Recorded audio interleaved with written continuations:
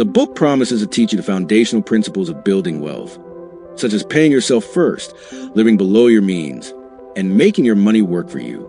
It shows how consistent saving, wise investing, and avoiding debt are key to financial freedom. You'll learn how to take advantage of opportunities, seek financial advice from experienced people, and protect your wealth from loss. Through engaging stories, it emphasizes discipline, patience, and the importance of long-term thinking in achieving prosperity. Forward. Our prosperity as a nation depends upon the personal financial prosperity of each of us as individuals. This book deals with the personal successes of each of us.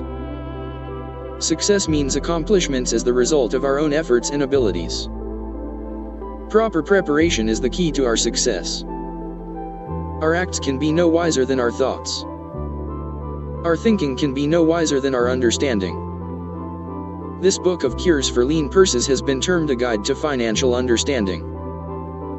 That, indeed, is its purpose, to offer those who are ambitious for financial success an insight which will aid them to acquire money, to keep money and to make their surpluses earn more money. In the pages which follow, we are taken back to Babylon, the cradle in which was nurtured the basic principles of finance now recognized and used, the world over. To new readers, the author is happy to extend the wish that its pages may contain for them the same. Forward. Inspiration for growing bank accounts, greater financial successes and the solution of difficult personal financial problems so enthusiastically reported by readers from coast to coast. To the business executives who have distributed these tales in such generous quantities to friends, relatives, employees, and associates, the author takes this opportunity to express his gratitude. No endorsement could be higher than that of practical men who appreciate its teachings because they, themselves, have worked up to important successes by applying the very principles it advocates. Babylon became the wealthiest city of the ancient world because its citizens were the richest people of their time. They appreciated the value of money. They practiced sound financial principles in acquiring money, keeping money, and making their money earn more money. They provided for themselves what we all desire. Incomes for the future. GSC. The richest man in Babylon. The man who desired gold. Bansir, the chariot builder of Babylon, was thoroughly discouraged. From his seat upon the low wall surrounding his property, he gazed sadly at his simple home and the open workshop in which stood a partially completed chariot. His wife frequently appeared at the open door. Her furtive glances in his direction reminded him that the meal bag was almost empty and he should be at work finishing the chariot, hammering and hewing, polishing and painting, stretching taut the leather over the wheel rims, preparing it for delivery so he could collect from his wealthy customer. Nevertheless, his fat, muscular body sat stolidly upon the wall. His slow mind was struggling patiently with a problem for which he could find no answer. The hot, tropical sun, so typical of this valley of the Euphrates, beat down upon him mercilessly.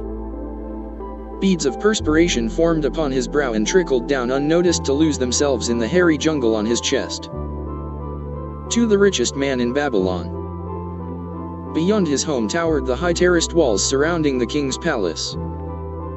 Nearby, cleaving the blue heavens, was the painted tower of the Temple of Bel. In the shadow of such grandeur was his simple home and many others far less neat and well cared for. Babylon was like this, a mixture of grandeur and squalor, of dazzling wealth and direst poverty, crowded together without plan or system within the protecting walls of the city. Behind him, had he cared to turn and look, the noisy chariots of the rich jostled and crowded aside the sandaled tradesmen as well as the barefooted beggars. Even the rich were forced to turn into the gutters to clear the way for the long lines of slave water carriers, on the king's business, each bearing a heavy goatskin of water to be poured upon the hanging gardens. Bansir was too engrossed in his own problem to hear or heed the confused hubbub of the busy city. It was the unexpected twanging of the strings from a familiar lyre that aroused him from his reverie. He turned and looked into the sensitive, smiling face of his best friend Kabai, the musician. "May the gods bless thee with great liberality, my good friend," began Kabai with an elaborate salute. Yet, It does appear they have already been so generous thou needest not to labor. I rejoice with thee in thy good fortune. More, I would even share it with thee.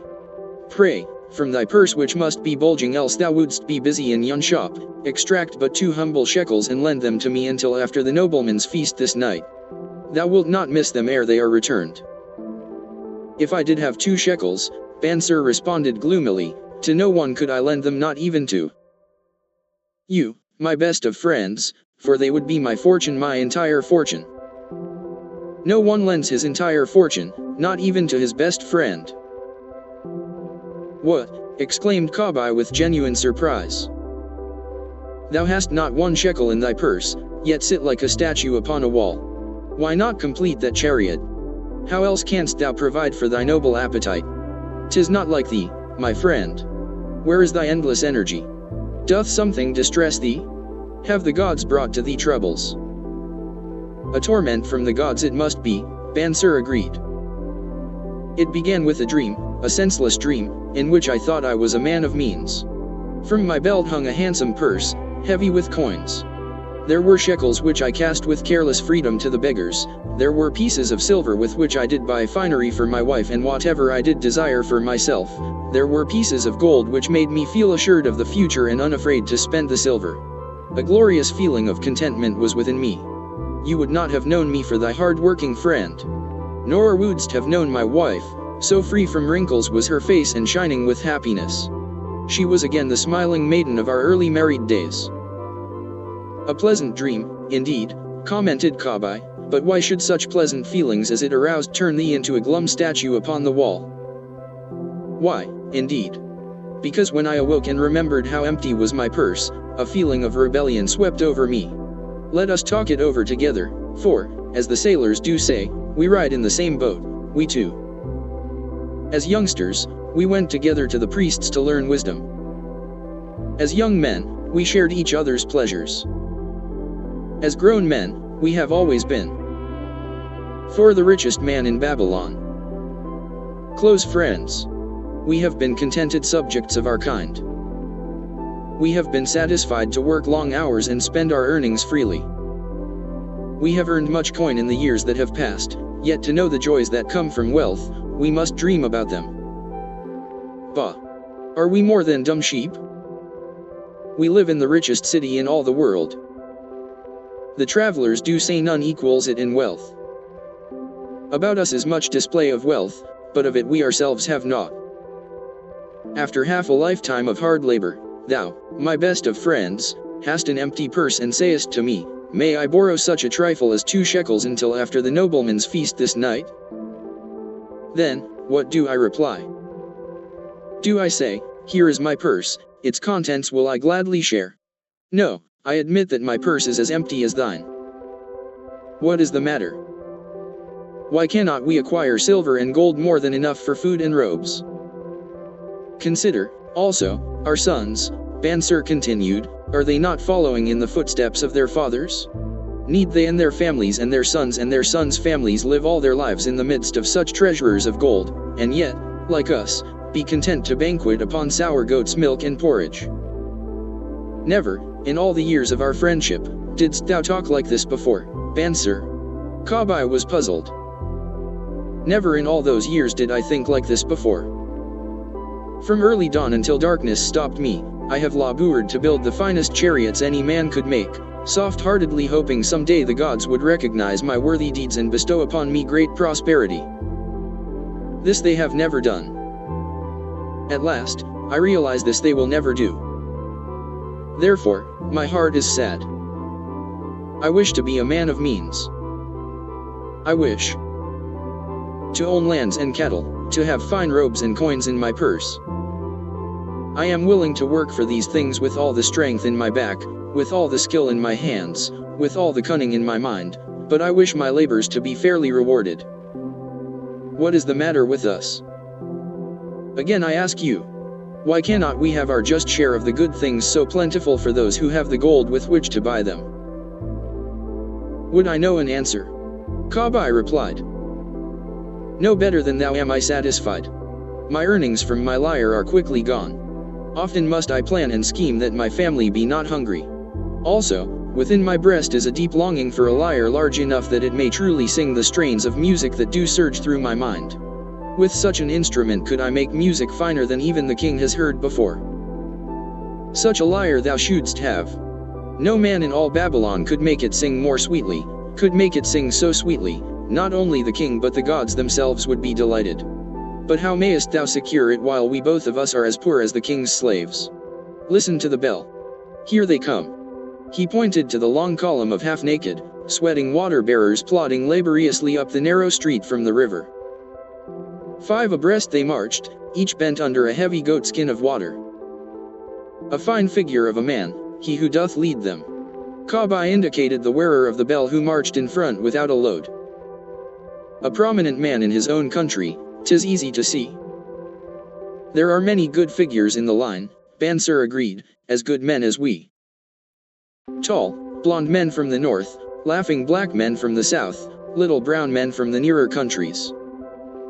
All marching together from the river to the gardens, back end. 6. The richest man in Babylon. 4th, day after day, year after year. Naught of happiness to look forward to. Beds of straw upon which to sleep, hard grain porridge to eat.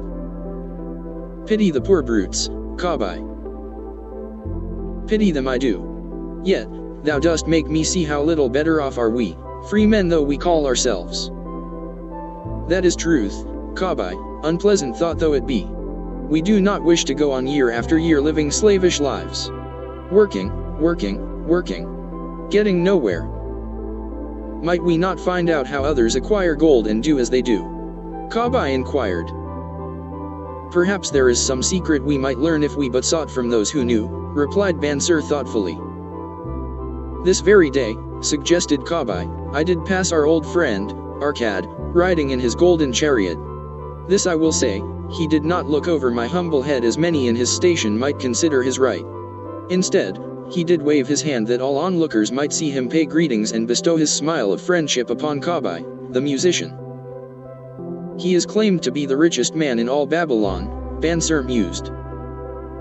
So rich the king is said to seek his golden aid in affairs of the treasury, Kabai replied.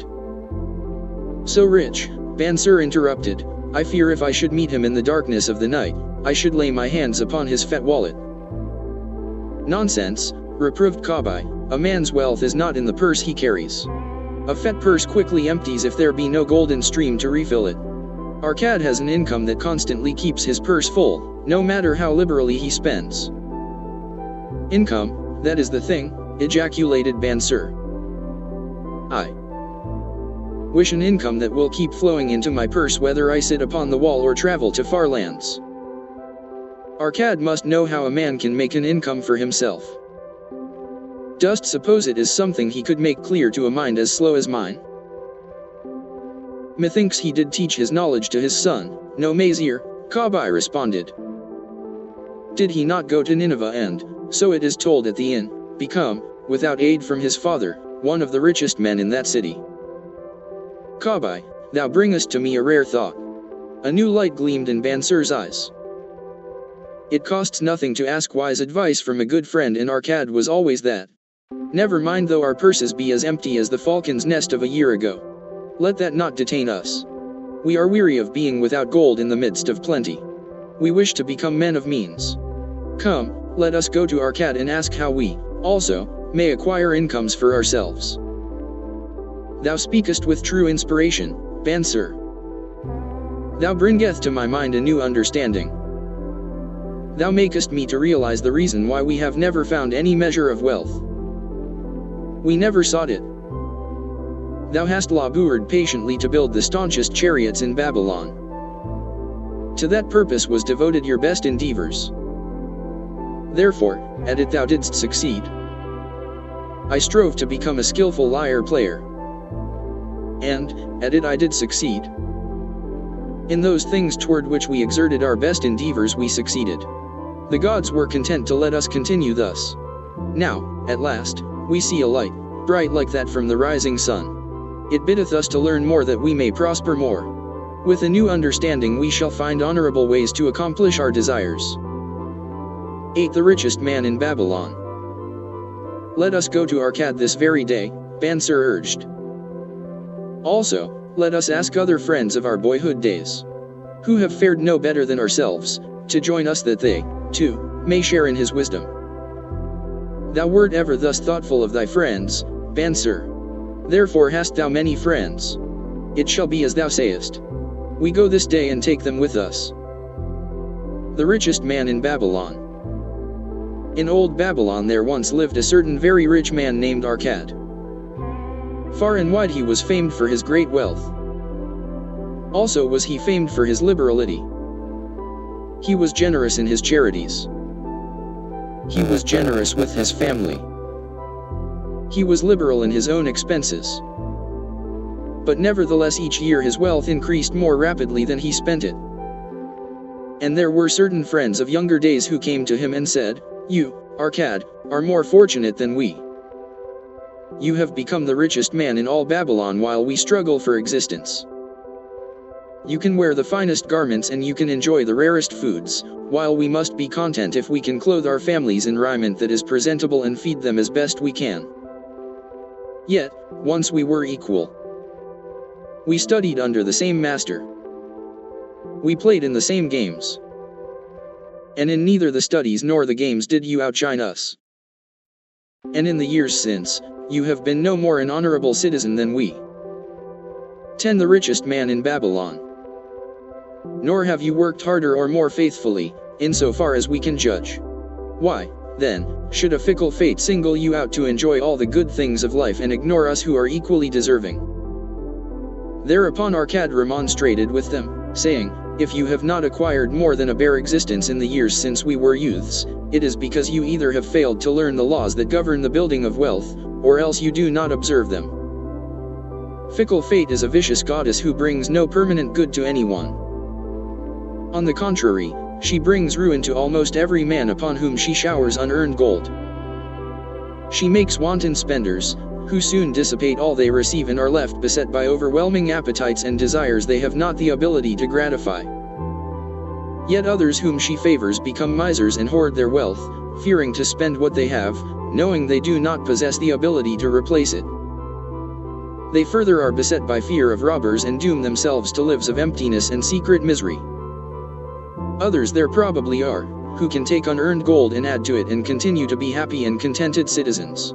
But so few are they, I know of them but by hearsay. Think you of the men who have inherited sudden wealth, and see if these things are not so. His friends admitted that of the men they knew who had inherited wealth these words were true, and they besought him to explain to them how he had become possessed of so much prosperity, so he continued. In my youth I looked about me and saw all the good things there were to bring happiness and con. The richest man in Babylon 11. Contentment. And I realized that wealth increased the potency of all these. Wealth is a power. With wealth many things are possible. One may ornament the home with the richest of furnishings. One may sail the distant seas. One may feast on the delicacies of far lands.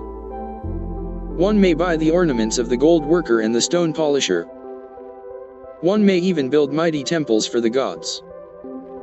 One may do all these things and many others in which there is delight for the senses and gratification for the soul. And, when I realized all this, I decided to myself that I would claim my share of the good things of life. I would not be one of those who stand afar off, enviously watching others enjoy. I would not be content to clothe myself in the cheapest raiment that looked respectable. I would not be satisfied with the lot of a poor man. On the contrary, I would make myself a guest at this banquet of good things. Being, as you know, the son of a humble merchant, one of a large family with no hope of an inheritance, and not being endowed, as you have so frankly said, with superior powers or wisdom, I decided that if I was to achieve what I desired, time and study would be required. As for time, all men have it in abundance. You, each of you, have let slip by sufficient time to have made yourselves wealthy. Yet, you admit, you have nothing to show except your good families, of which you can be justly proud. As for study, did not our wise teacher teach us that learning was of two kinds, the one kind being the things we learned and knew, and the other being the training that taught us how to find out what we did not know. Therefore did I decide to find out how one might accumulate wealth, and when I had found out, to make this my task and do it well.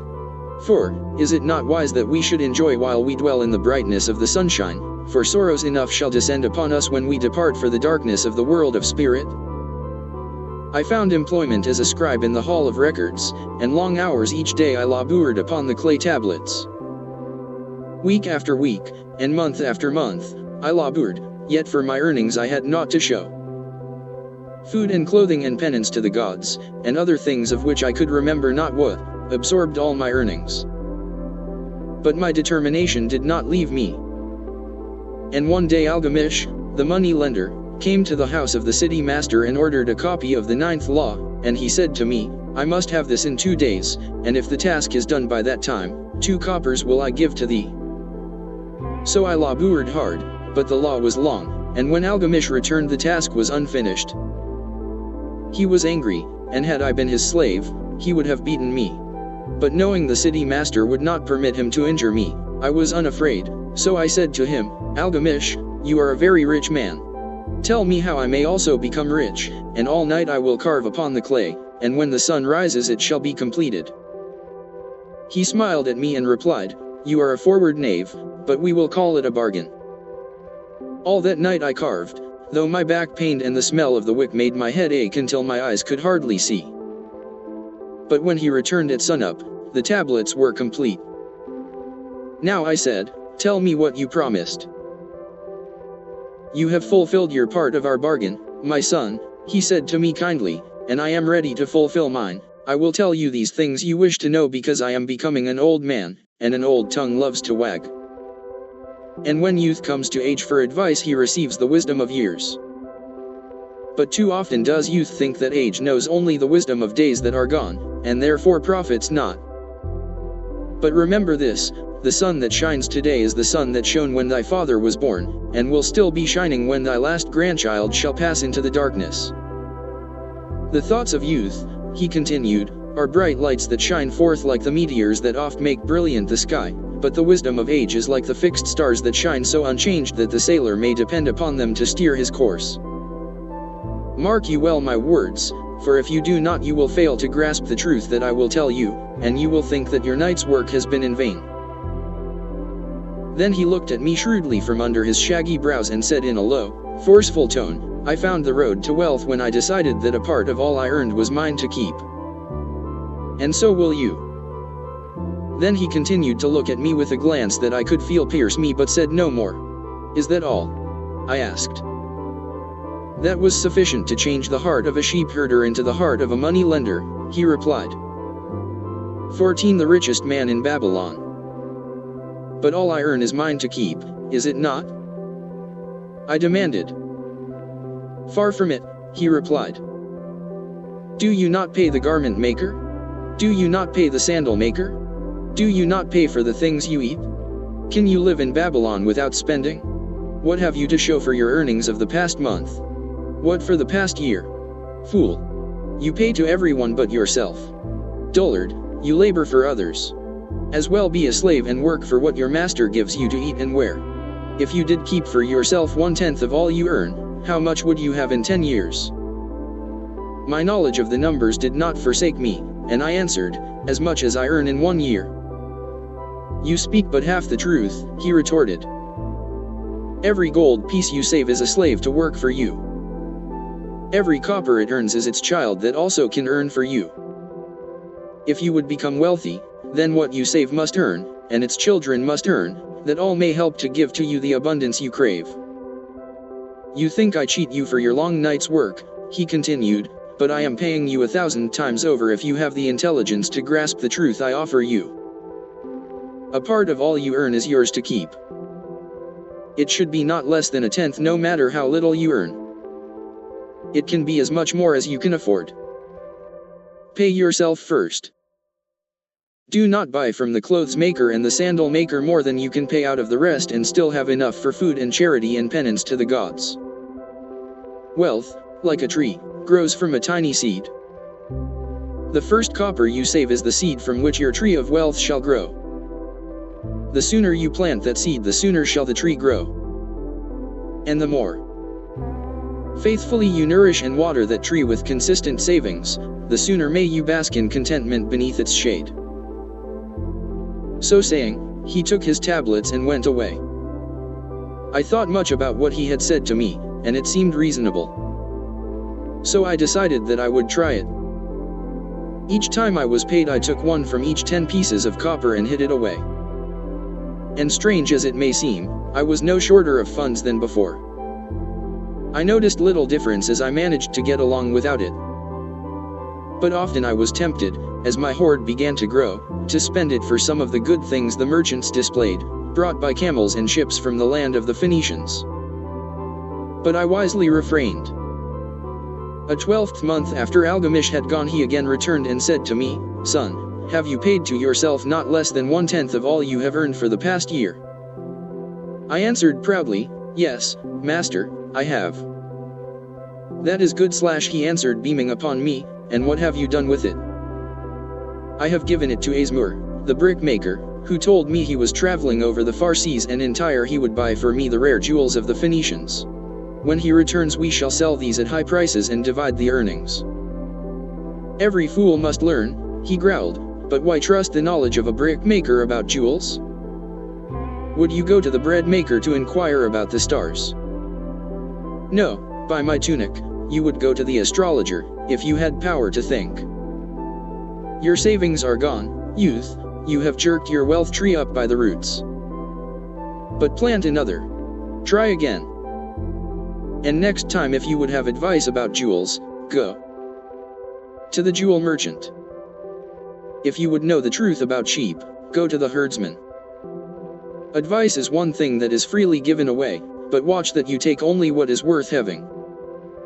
He who takes advice about his savings from one who is inexperienced in such matters, shall pay with his savings for proving the falsity of their opinions." Saying this, he went away. And it was as he said. For the Phoenicians are scoundrels and sold to Azmur worthless bits of glass that looked like gems. But as Algamish had bid me, I again saved each 10th copper, for I now had formed the habit and it was no longer difficult. Again, 12 months later, Algamish came to the room of the scribes and addressed me. "What progress have you made since last I saw you?" "I have paid myself faithfully," I replied, "and my savings I have entrusted to Agar the shield maker, to buy bronze, and each 4th month he does pay me the rental." "That is good. And what do you do with the rental?" "I do have a great feast with honey and fine wine and spiced cake. Also I have bought me a scarlet tunic. And some day I shall buy me a young ass upon which to ride."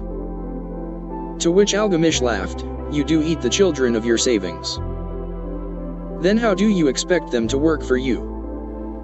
And how can they have children that will also work for you? First get thee an army of golden slaves and then many a rich banquet may you enjoy without regret." So saying he again went away. Nor did I again see him for 2 years, when he once more returned and his face was full of deep lines and his eyes drooped, for he was becoming a very old man, and he said to me, "Arcad, hast thou yet achieved the wealth thou dreamed of?" And I answered, "Not yet all that I desire, but some I have and it earns more, and its earnings earn more." "And do you still take the advice of brickmakers?" "About brickmaking they give good advice," I retorted. "Arcad," he continued, "you have learned your lessons well. You first learned to live upon less than you could earn. Next you learned to seek advice from those who were competent through their own experiences to give it. And, lastly, you have learned to make gold work for you. You have taught yourself how to acquire money, how to keep it and how to use it. Therefore, you are competent for a responsible position. I am becoming an old man. My sons think only of spending and give no thought to earning. My interests are great and I fear too much for me to look after. If you will go to Nippur and look after my lands there, I shall make you my partner and you shall share in my estate." So I went to Nippur and took charge of his holdings, which were large. And because I was full of ambition and because I had mastered the 3 laws of successfully handling wealth, I was enabled to increase greatly the value of his properties.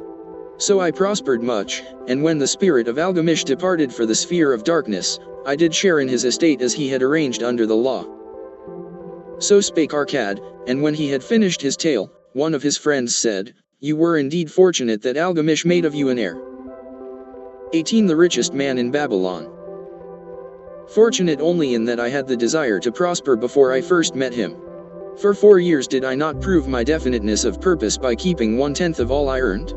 Would you call a fisherman lucky who for years so studied the habits of the fish that with each changing wind he could cast his nets about them? Opportunity is a haughty goddess who wastes no time with those who are unprepared. You had strong willpower to keep on after you lost your first year's savings. You are unusual in that way, spoke up another. Willpower, retorted Arcad. What nonsense! Do you think willpower gives a man the strength to lift a burden the camel cannot carry, or to draw a load the oxen cannot budge? Willpower is but the unflinching purpose to carry a task you set for yourself to fulfillment.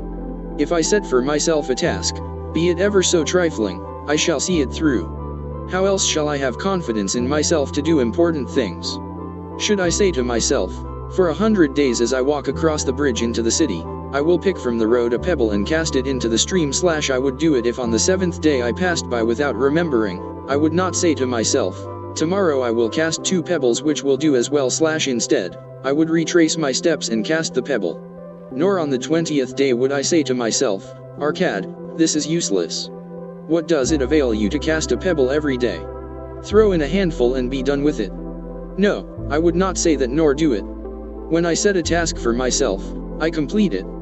Therefore, I am careful not to start difficult and impractical tasks, because I love leisure.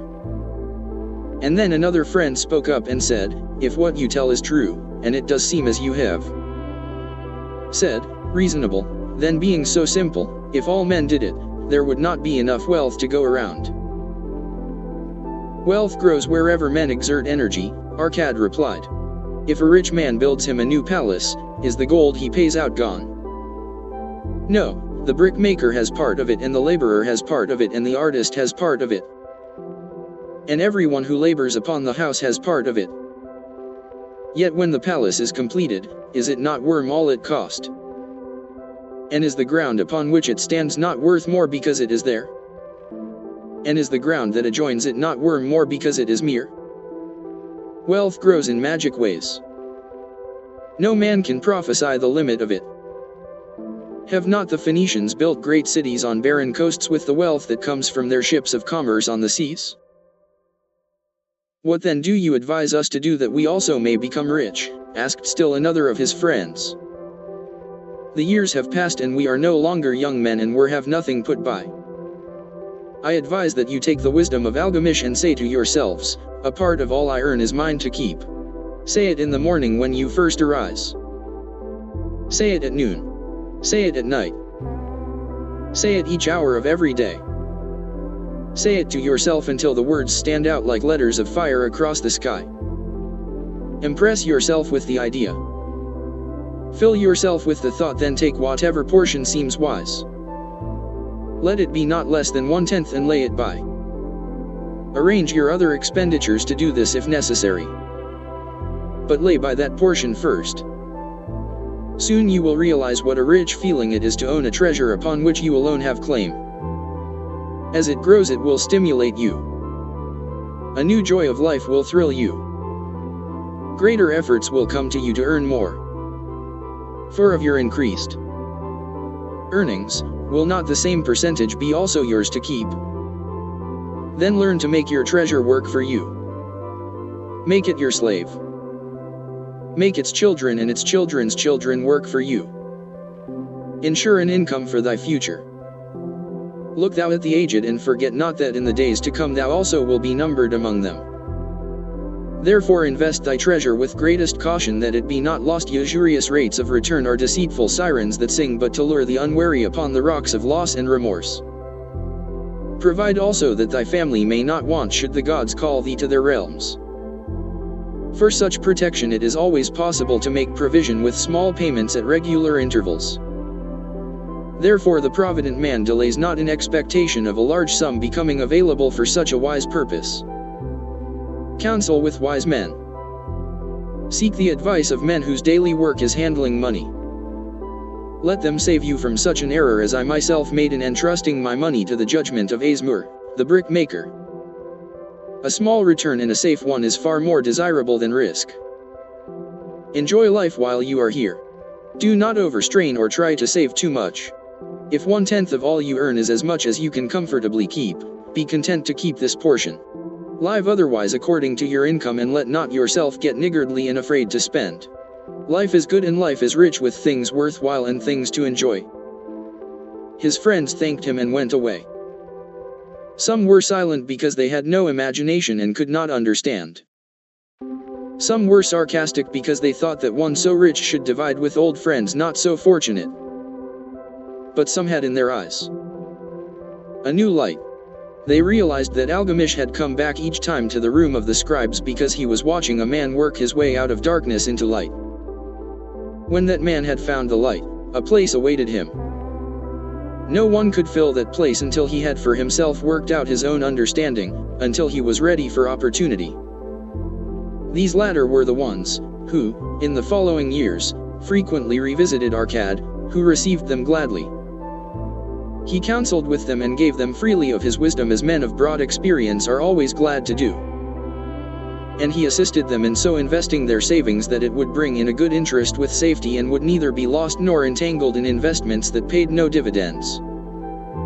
The turning point in these men's lives came upon that day when they realized the truth that had come from Algamish to Arcad and from Arcad to them.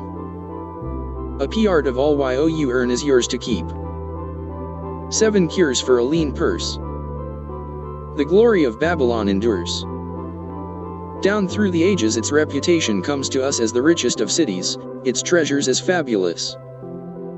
Yet it was not always so. The riches of Babylon were the results of the wisdom of its people. They first had to learn how to become wealthy. When the good king, Sargon, returned to Babylon after defeating his enemies, the Elamites, he was confronted with a serious situation. The royal chancellor explained it to the king thus: After many years of great prosperity brought to our people because your majesty built the great irrigation canals and the mighty temples of the gods, now that these works are completed the people seem unable to support themselves. The laborers are without employment. The merchants have few customers. The farmers are unable to sell their produce. The people have not enough gold to buy food. But where has all the gold gone that we spent for these great improvements? Demanded the king. It has found its way, I fear, responded the chancellor, into the possession of a few very rich men of our city. It filtered through the fingers of most of our people as quickly as the goat's milk goes through the strainer. Now that the stream of gold has ceased to flow, most of our people have nothing to show for their earnings.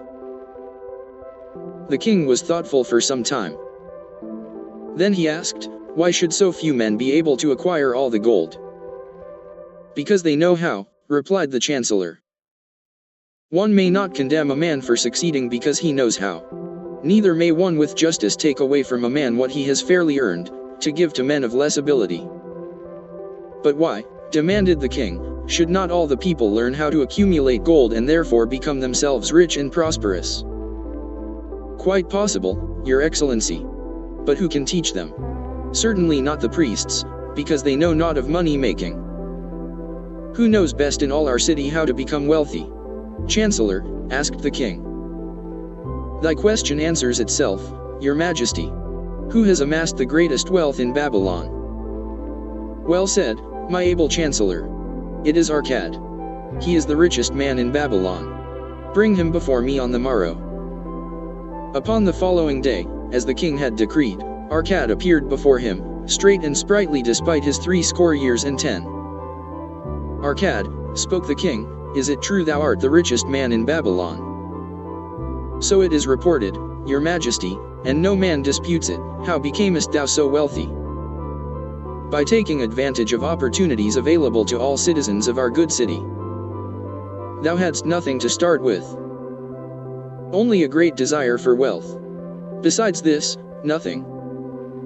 Arcad, continued the king, our city is in a very unhappy state because a few men know how to acquire wealth and therefore monopolize it, while the mass of our citizens lack the knowledge of how to keep any part of the gold they receive. It is my desire that Babylon be the wealthiest city in the world. Therefore, it must be a city of many wealthy men. Therefore, we must teach all the people how to acquire riches. Tell me, Arcad, is mere any secret to acquiring wealth? Can it be taught? It is practical, Your Majesty. That which one man knows can be taught to others. The king's eyes glowed. Arcad, thou speak'st the words I wish to hear. Wilt thou lend thyself to this great cause? Wilt thou teach thy knowledge to a school for teachers / each of whom shall teach others until there are enough trained to teach these truths to every worthy subject in my domain? Arcad bowed and said, I am thy humble servant to command.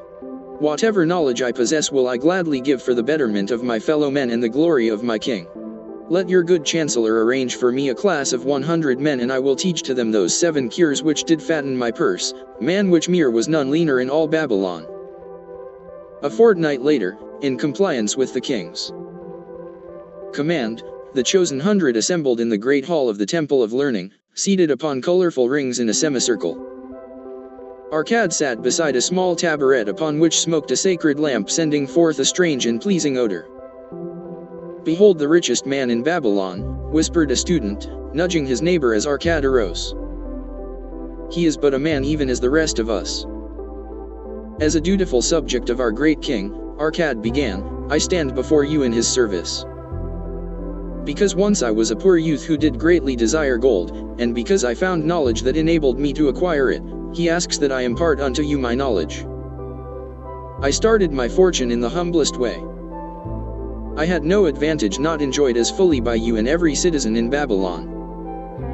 The first storehouse of my treasure was a well-worn purse. I loathed its useless emptiness. I desired that it be round and full, clinking with the sound of gold. Therefore, I sought every remedy for a lean purse. I found 7. To you, who are assembled before me, shall I explain the 7 cures for a lean purse which I do recommend to all men who desire much gold. Each day for 7 days will I explain to you one of the 7 remedies. Listen attentively to the knowledge that I will impart. Debate it with me. Discuss it among yourselves. Learn these lessons thoroughly, that ye may also plant in your own purse the seed of wealth. First must each of you start wisely to build a fortune of his own. Then wilt thou be competent, and only then, to teach these truths to others. Shall teach to you in simple ways how to fatten. 26. The richest man in Babylon. Your purses. This is the first step leading to the temple of wealth, and no man may climb who cannot plant his feet firmly upon the first step. We shall now consider the first cure. The first cure. Start thy purse to fattening. Arcad addressed a thoughtful man in the second row. My good friend, at what craft workest thou? I, replied the man, am a scribe and carve records upon the clay tablets. Even at such labor did I myself earn my first coppers. Therefore, thou hast the same opportunity to build a fortune. He spoke to a florid-faced man, farther back. Pray tell also, what dost thou to earn thy bread? I, responded this man, am a meat butcher. I do buy the goats the farmers raise and kill them and sell the meat to the housewives and the hides to the sandal makers. Because thou dost also labor and earn, thou hast every advantage to succeed that I did possess. In this way did Arcad proceed to find out how each man labored to earn his living. When he had done questioning them, he said, Now, my students, ye can see that there are many trades and labors at which men may earn coins. Each of the ways of earning is a stream of gold from which the worker doth divert by his labors a portion to his own purse. Therefore into the purse of each of you flows a stream of coins, large or small according to his ability. Is it not so? Thereupon they agreed that it was so. Then, continued Arcad, if each of you desireth to build for himself a fortune, is it not wise to start by utilizing that source of wealth which he already has established? To this they agreed. Then Arcad turned to a humble man who had declared himself an egg merchant. If thou select one of thy baskets and put into it each morning 10 eggs and take out from it each evening 9 eggs, what will eventually happen? It will become in time overflowing. Why? Because each day I put in one more egg than I take out. Arcad turned to the class with a smile. Does any man here have a lean purse? First they looked amused. Then they laughed. Lastly they waved their purses in jest. All right, he continued. Now I shall tell thee the first remedy I learned to cure a lean purse. Do exactly as I have suggested to the egg merchant. For every 10 coins thou placest within thy purse, take out far use but 9. Thy purse will start to fatten at once, and its increasing weight will feel good in thy hand and bring satisfaction to thy soul. Deride not what I say because of its simplicity. Truth is always simple. I told thee I would tell how I built my fortune. This was my beginning. I, too, carried a lean purse and cursed it because there was naught within to satisfy my desires. But when I began to take out from my purse but 9 parts of 10 I put in, it began to fatten. So will thine. 28 The richest man in Babylon. Now I will tell a strange truth, the reason for which I know not. When I ceased to pay out more than 9/10 of my earnings, I managed to get along just as well. I was not shorter than before. Also, ere long, did coins come to me more easily than before. Surely it is a law of the gods that unto him who keepeth and spendeth not a certain part of all his earnings, shall gold come more easily. Likewise, him whose purse is empty does gold avoid. Which desirest thou the most? Is it the gratification of thy desires of each day, a jewel, a bit of finery, better raiment, more food, things quickly gone and forgotten? Or is it substantial belongings, gold, lands, herds, merchandise, income-bringing investments? The coins thou takest from thy purse bring the first. The coins thou leavest within it will bring the latter. This, my students, was the first cure I did discover for my lean purse. For each 10 coins I put in, to spend but 9. Debate this among yourselves. If any man proves it untrue, tell me upon the morrow when we shall meet again. The second cure. Control thy expenditures. Some of your members, my students, have asked me this: how can a man keep 1/10 of all he earns in his purse when all the coins he earns are not enough for his necessary expenses? So did Arcad address his students upon the second day. Yesterday how many of thee carried lean purses? All of us, answered the class. Yet, thou do not all earn the same. Some earn much more than others.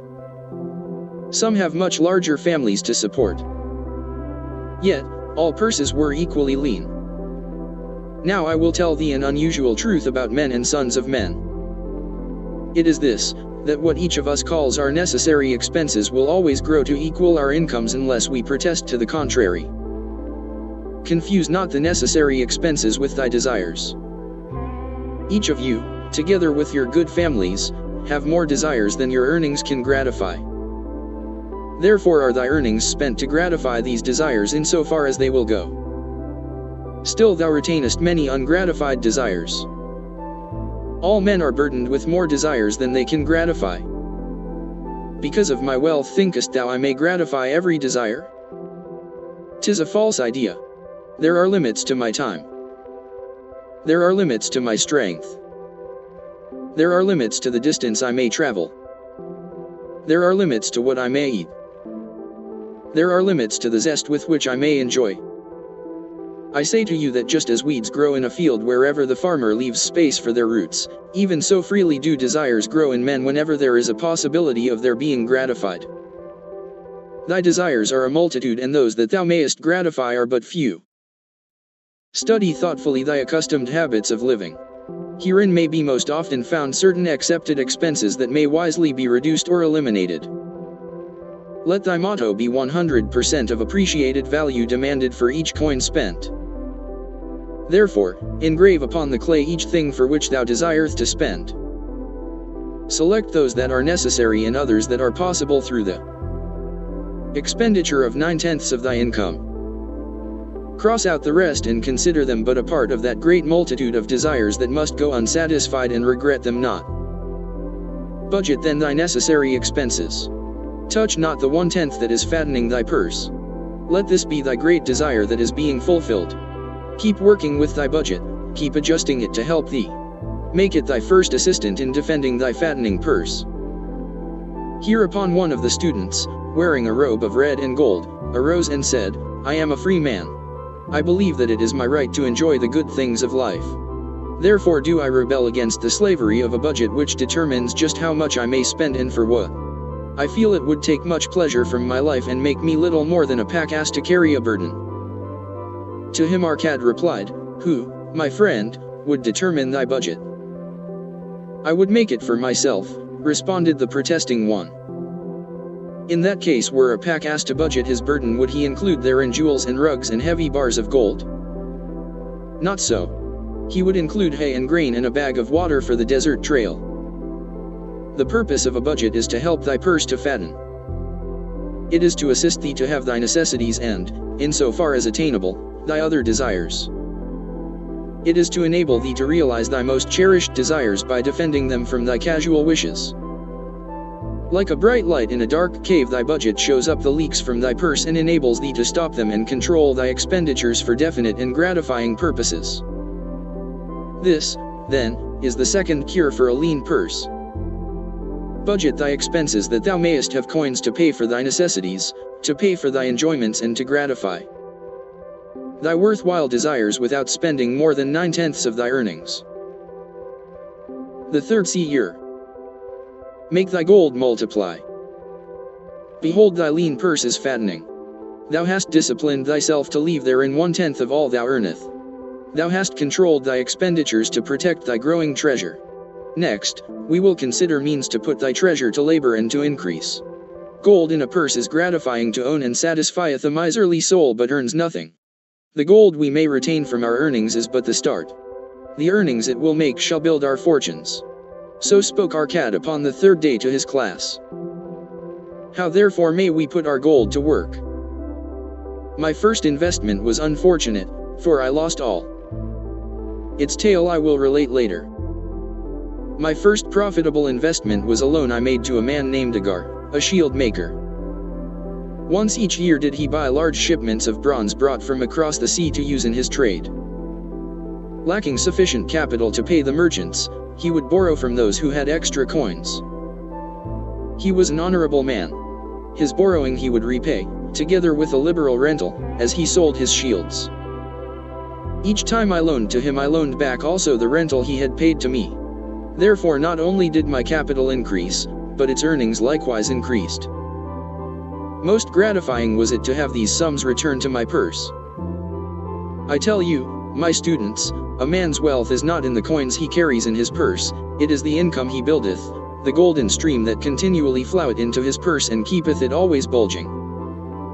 That is what every man desireth. That is what thou, each one of thee, desireth, an income that continueth to come whether thou work or travel. Great income one have acquired. So great that I am called a very rich man. My loans to Agar were my first training in profitable investment. Gaining wisdom from this experience, I extended my loans and investments as my capital increased. From a few sources at first, from many sources later, flowed into my purse a golden stream of wealth available for such wise uses as I should decide. Behold, from my humble earnings I had begotten a horde of golden slaves, each laboring, and earning more gold. As they labored for me, so their children also labored and their children's children, until great was the income from their combined efforts. Gold increaseth rapidly, when making reasonable earnings, as thou wilt see from the following. A farmer, when his first son was born, took 10 pieces of silver to a money lender and asked him to keep it on rental for his son until he became 20 years of age. This the money lender did, and agreed the rental should be 1/4 of its value each 4 years. The farmer asked, because this sum he had set aside as belonging to his son, that the rental be added to the principal. When the boy had reached the age of 20 years, the farmer again went to the money lender to inquire about the silver. The money lender explained. that because this sum had been increased by compound interest, the original 10 pieces of silver had now grown to 30½ pieces. The farmer was well pleased, and because the son did not need the coins, he left them with the money lender. When the son became 50 years of age, the father meantime having passed to the other world, the money lender paid the son in settlement 167 pieces of silver. Thus in 50 years had the investment multiplied itself at rental almost 17 times. This, then, is the third cure for a lean purse, to put each coin to laboring that it may reproduce its kind even as the flocks of the field and help bring to thee income. A stream of wealth that shall flow constantly into thy purse. The fourth cure. Guard thy treasures from loss. Misfortune loves a shining mark. Gold in a man's purse must be guarded with firmness, else it be lost. Thus it is wise that we must first secure small amounts and learn to protect them before the gods entrust us with larger. So spoke Arcad upon the fourth day to his class. Every owner of gold is tempted by opportunities whereby it would seem that he could make large sums by its investment in most plausible projects. Often friends and relatives are eagerly entering such investment and urge him to follow. The first sound principle of investment is security. For thy principal. Is it wise to be intrigued by larger earnings when thy principal may be lost? I say not. The penalty of risk is probable loss. Study carefully, before parting with thy treasure, each assurance that it may be safely reclaimed. Be not misled by thine own romantic desires to make wealth rapidly. Before thou loan it to any man, assure thyself of his ability to repay and his reputation for doing so, that thou mayest not unwittingly be making him a present of thy hard-earned treasure. Before thou entrust it as an investment in any field, acquaint thyself with the dangers which may beset it. My own first investment was a tragedy to me at the time. The guarded savings of a year I did entrust to a brickmaker, named Azmur, who was traveling over the far seas, and entire agreed to buy for me the rare jewels of the Phoenicians. These we would sell upon his return and divide the profits. The Phoenicians were scoundrels and sold him bits of glass. My treasure was lost. Today, my training would show to me at once the folly of entrusting a brickmaker to buy jewels. Therefore, do I advise thee from the wisdom of my experiences, be not too confident of thine own wisdom in entrusting thy treasures to the possible pitfalls of investments. Better by far to consult the wisdom of those experienced in handling money for profit. Such advice is freely given for the asking and may readily possess a value equal in gold to the sum thou considerest investing. In truth, such is its actual value if it save thee from loss. This, then, is the fourth cure for a lean purse, and of great importance if it prevent thy purse from being emptied once it has become well filled. Guard thy treasure from loss by investing only where thy principal is safe, where it may be reclaimed if desirable, and where thou wilt not fail to collect a fair rental. Consult with wise men. Secure the advice of those experienced in the profitable handling of gold. Let their wisdom protect thy treasure from unsafe investments. The fifth cure. Make of thy dwelling a profitable investment. If a man setteth aside 9 parts of his earnings upon which to live and enjoy life, and if any part of this 9 parts he can turn into a profitable investment without detriment to his well-being, then so much faster will his treasures grow. So spake Arcad to his class at their 5th lesson. All too many of our men of Babylon do raise their families in unseemly quarters. They do pay to exacting landlords liberal rentals for rooms where their wives have not a spot to raise the blooms that gladden a woman's heart, and their children have no place to play their games except in the unclean alleys. No man's family can fully enjoy life unless they do have a plot of ground wherein children can play in the clean earth, and where the wife may raise not only blossoms but good rich herbs to feed her family. To a man's heart it brings gladness to eat the figs from his own trees and the grapes of his own vines. To own his own domicile and to have it a place he is proud to care for, putteth confidence in his heart and greater effort behind all his endeavors. Therefore, do I recommend that every man own the roof that sheltereth him and his. Nor is it beyond the ability of any well-intentioned man to own his home. Hath not our great king so widely extended the walls of Babylon that within them much land is now unused and may be purchased at sums most reasonable? Also I say to you, my students, that the money lenders gladly consider the desires of men who seek homes and land for their families. Readily may thou borrow to pay the brickmaker and the builder for such commendable purposes, if thou can show a reasonable portion of the necessary sum which thou thyself hath provided for the purpose. Then when the house be built, thou canst pay the money lender with the same regularity as thou didst pay the landlord.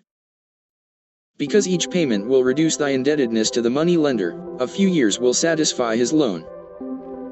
Then will thy heart be glad because thou wilt own in thy own right a valuable property and thy only cost will be the king's taxes. Also wilt thy good wife go more often to the river to wash thy robes, that each time returning she may bring a goatskin of water to pour upon the growing things. Thus come many blessings to the man who owneth his own house. And greatly will it reduce his cost of living, making available more of his earnings for pleasures and the gratification of his desires. This, then, is the fifth cure for a lean purse: own thy own home. Ensure a future income. The life of every man proceedeth from his childhood to his old age. This is the path of life and no man may deviate from it unless the gods call him prematurely to the world beyond. Therefore do I say that it behoves a man to make preparation for a suitable income in the days to come, when he is no longer young, and to make preparations for his family should he be no longer with them to comfort and support them. This lesson shall instruct thee in providing a full purse when time has made thee less able to learn. So Arcad addressed his class upon the 6th day. The man who, because of his understanding of the laws of wealth, acquireth a growing surplus, should give thought to those future days. He should plan certain investments or provisions that may endure safely for many years yet will be available when the time arrives which he has so wisely anticipated. There are diverse ways by which a man may provide with safety for his future. He may provide a hiding place and there bury a secret treasure. Yet, no matter with what skill it be hidden, it may nevertheless become the loot of thieves. For this reason I recommend not this plan. A man may buy houses or lands for this purpose. If wisely chosen as to their usefulness and value in the future, they are permanent in their value and their earnings or their sale will provide well for his purpose. A man may loan a small sum to the money lender and increase it at regular periods. The rental which the SIXTH cure the money lender adds to this will largely add to its increase. I do know a sandal maker, named Anzan, who explained to me not long ago that each week for 8 years he had deposited with his money lender 2 pieces of silver. The money lender had but recently given him an accounting over which he greatly rejoiced. The total of his small deposits with their rental at the customary rate of 1/4 their value for each 4 years, had now become 1,040 pieces of silver. I did gladly encourage him further by demonstrating to him with my knowledge of the numbers that in 12 years more, if he would keep his regular deposits of but 2 pieces of silver each week, the money lender would then owe him 4,000 pieces of silver, a worthy competence for the rest of his life. Surely, when such a small payment made with regularity doth produce such profitable results, no man can afford not to ensure a treasure for his old age and the protection of his family, no matter how prosperous his business and his investments may be. I would that I might say more about this. In my mind rests a belief that some day wise-thinking men will devise a plan to insure against death whereby many men pay in but a trifling sum regularly, the aggregate making a handsome sum for the family of each member who passeth to the beyond. This do I see as something desirable and which I could highly recommend. But today it is not possible because it must reach beyond the life of any man or any partnership to operate. It must be as stable as the king's throne. Some day do I feel that such a plan shall come to pass and be a great blessing to many men, because even the first small payment will make avail. Able a snug fortune for the family of a member should he pass on. But because we live in our own day and not in the days which are to come, must we take advantage of those means and ways of accomplishing our purposes. Therefore do I recommend to all men, that they, by wise and well thought out methods, do provide against a lean purse in their mature years. For a lean purse to a man no longer able to earn or to a family without its head is a sore tragedy. This, Then, is the sixth cure for a lean purse. Provide in advance for the needs of thy growing age and the protection of thy family. The seventh cure. Increase thy ability to earn. This day do I speak to thee, my students, of one of the most vital remedies for a lean purse. Yet, I will talk not of gold but of yourselves, of the men beneath the robes of many colors who do sit before me. I will talk to you of those things within the minds and lives of men which do work for or against their success. So did Arcad address his class upon the seventh day. Not long ago came to me a young man seeking to borrow. When I questioned him the cause of his necessity, he complained that his earnings were insufficient to pay his expenses. Thereupon I explained to him, this being the case, he was a poor customer for the money lender, as he possessed no surplus earning capacity to repay the loan. 40 The richest man in Babylon. What you need, young man / I told him, is to earn more coins. What dost thou to increase thy capacity to earn? All that I can do, he replied. 6 times within 2 moons have I approached my master to request my pay be increased, but without success. No man can go oftener than that. We may smile at his simplicity, yet he did possess one of the vital requirements to increase his earnings. Within him was a strong desire to earn more, a proper and commendable desire. Preceding accomplishment must be desire. Thy desires must be strong and definite. General desires are but weak longings. For a man to wish to be rich is of little purpose. For a man to desire 5 pieces of gold is a tangible desire which he can press to fulfillment. After he has backed his desire for 5 pieces of gold with strength of purpose to secure it, next he can find similar ways to obtain 10 pieces and then 20 pieces and later 1,000 pieces and, behold, he has become wealthy. In learning to secure his one definite small desire, he hath trained himself to secure a larger one. This is the process by which wealth is accumulated, first in small sums, then in larger ones as a man learns and becomes more capable. Desires must be simple and definite. They defeat their own purpose should they be too many, too confusing or beyond a man's training to accomplish. As a man perfecteth himself in his calling, even so doth his ability to earn increase. In those days when I was a humble scribe carving upon the clay for a few coppers each day, I observed that other workers did more than I and were paid more. Therefore, did I determine that I would be exceeded by none. Nor did it take long for me to discover the reason for their greater success. More interest in my work, more concentration upon my task, more persistence in my effort, and, behold, few men could carve more tablets in a day than I. With reasonable promptness my increased skill was rewarded, nor was it necessary for me to go 6 times to my master to request recognition. The more of wisdom we know, the more we may earn. That man who seeks to learn more of his craft shall be richly rewarded. If he is an artisan, he may seek to learn the methods and the tools of those most skillful in the same line. If he laboureth at the law or at healing, he may consult and exchange knowledge with others of his calling. If he be a merchant, he may continually seek better goods that can be purchased at lower prices. Always do the affairs of man change and improve, because keen-minded men seek greater skill that they may better serve those upon whose patronage they depend. Therefore, I urge all men to be in the front rank of progress and not to stand still, lest they be left behind. Many things come to make a man's life rich with gainful experiences. Such things as the following: a man must do if he respects himself. He must pay his debts with all the promptness within his power, not purchasing that for which he is unable to pay. He must take care of his family that they may think and speak well of him. He must make a will of record that, in case the gods call him, proper and honorable division of his property be accomplished. He must have compassion upon those who are injured and smitten by misfortune and aid them within reasonable limits. He must do deeds of thoughtfulness to those dear to him.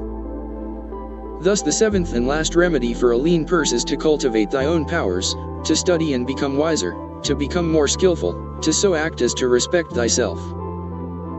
Thereby shalt thou acquire confidence in thyself to achieve thy carefully considered desires. These then are the 7 cures for a lean purse, which, out of the experience of a long and successful life, I do urge for all men who desire wealth. There is more gold in Babylon, my students, than thou dreamest of. There is abundance for all.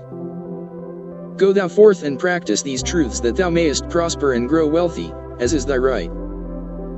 Go thou forth and teach these truths that every honorable subject of His Majesty may also share liberally in the ample wealth of our beloved city. Meet the goddess of good luck. If a man be lucky, there is no foretelling the possible extent of his good fortune. Pitch him into the Euphrates and like as not he will swim out with a pearl in his hand. Babylonian proverb. The desire to be lucky is universal. It was just as strong in the breasts of men 4,000 years ago in ancient Babylon as it is in the hearts of men today. We all hope to be favored by the whimsical goddess of good luck. Is there some way we can meet her and attract, not only her favorable attention, but her generous favors? Is there a way to attract good luck? That is just what the men of ancient Babylon wished to know. It is exactly what they decided to find out. They were shrewd men and keen thinkers. That explains why their city became the richest and most powerful city of their time. In that distant past, they had no schools or COL. 44 The richest man in Babylon. Legs. Nevertheless they had a center of learning and a very practical one it was. Among the towered buildings in Babylon was one that ranked in importance with the palace of the king, the hanging gardens and the temples of the gods. You will find scant mention of it in the history books, more likely no mention at all, yet it exerted a powerful influence upon the thought of that time. This building was the temple of learning where the wisdom of the past was expounded by voluntary teachers and where subjects of popular interest were discussed in open forums. Within its walls all men met as equals. The humblest of slaves could dispute with impunity the opinions of a prince of the royal house. Among the many who frequented the Temple of Learning, was a wise rich man named Arcad, called the richest man in Babylon. He had his own special hall where almost any evening a large group of men, some old, some very young, but mostly middle-aged, gathered to discuss and argue interesting subjects. Suppose we listen in to see whether they knew how to attract good luck. The sun had just set like a great red ball of fire shining through the haze of desert dust when Arcad strolled to his accustomed platform. Already full 80 men were awaiting his arrival, reclining on their small rugs spread upon the floor. More were still arriving. What shall we discuss this night? Arcad inquired. After a brief hesitation, a tall cloth weaver addressed him, arising as was the custom. I have a subject I would like to hear discussed yet hesitate to offer lest it seem ridiculous to you, Arcad, and my good friends here. Upon being urged to offer it, both by Arcad and by calls from the others, he continued, This day I have been lucky, for I have found a purse in which there are pieces of gold. To continue to be lucky is my great desire. Feeling that all men share with me this desire, I do suggest we debate how to attract good luck that we may discover ways it can be enticed to one. A most interesting subject has been offered, Arcad commented, one most worthy of our discussion. To some men, good luck bespeaks but a chance happening that, like an accident, may befall one without purpose or reason. Others do believe that the instigator of all good fortune is our most bounteous goddess, Ashta, ever anxious to reward with generous gifts those who please her. Speak up, my friends, what say you, shall we seek to find if there be means by which good luck may be enticed to visit each and all of us? Yeah. And much of it, responded the growing group of eager listeners. Thereupon Arcad continued, to start our discussion, let us first hear from those among us who have enjoyed experiences similar to that of the cloth weaver in finding or receiving, without effort upon their part, valuable treasures or jewels. There was a pause in which all looked about expecting someone to reply but no one did. What, no one? Arcad asked. Then rare indeed must be this kind of good luck. Who now will offer a suggestion as to where we shall continue our search? That I will do, spoke a well-robed young man, arising. When a man speaketh of luck, is it not natural that his thoughts turn to the gaming tables? Is it Not there we find many men courting the favor of the goddess in hope she will bless them with rich winnings. As he resumed his seat, a voice called, "Do not stop. Continue thy story. Tell us, didst thou find favor with the goddess at the gaming tables? Did she turn the cubes with red side up so thou filled thy purse at the dealer's expense, or did she permit the blue sides to come up so the dealer raked in thy hard-earned pieces of silver?"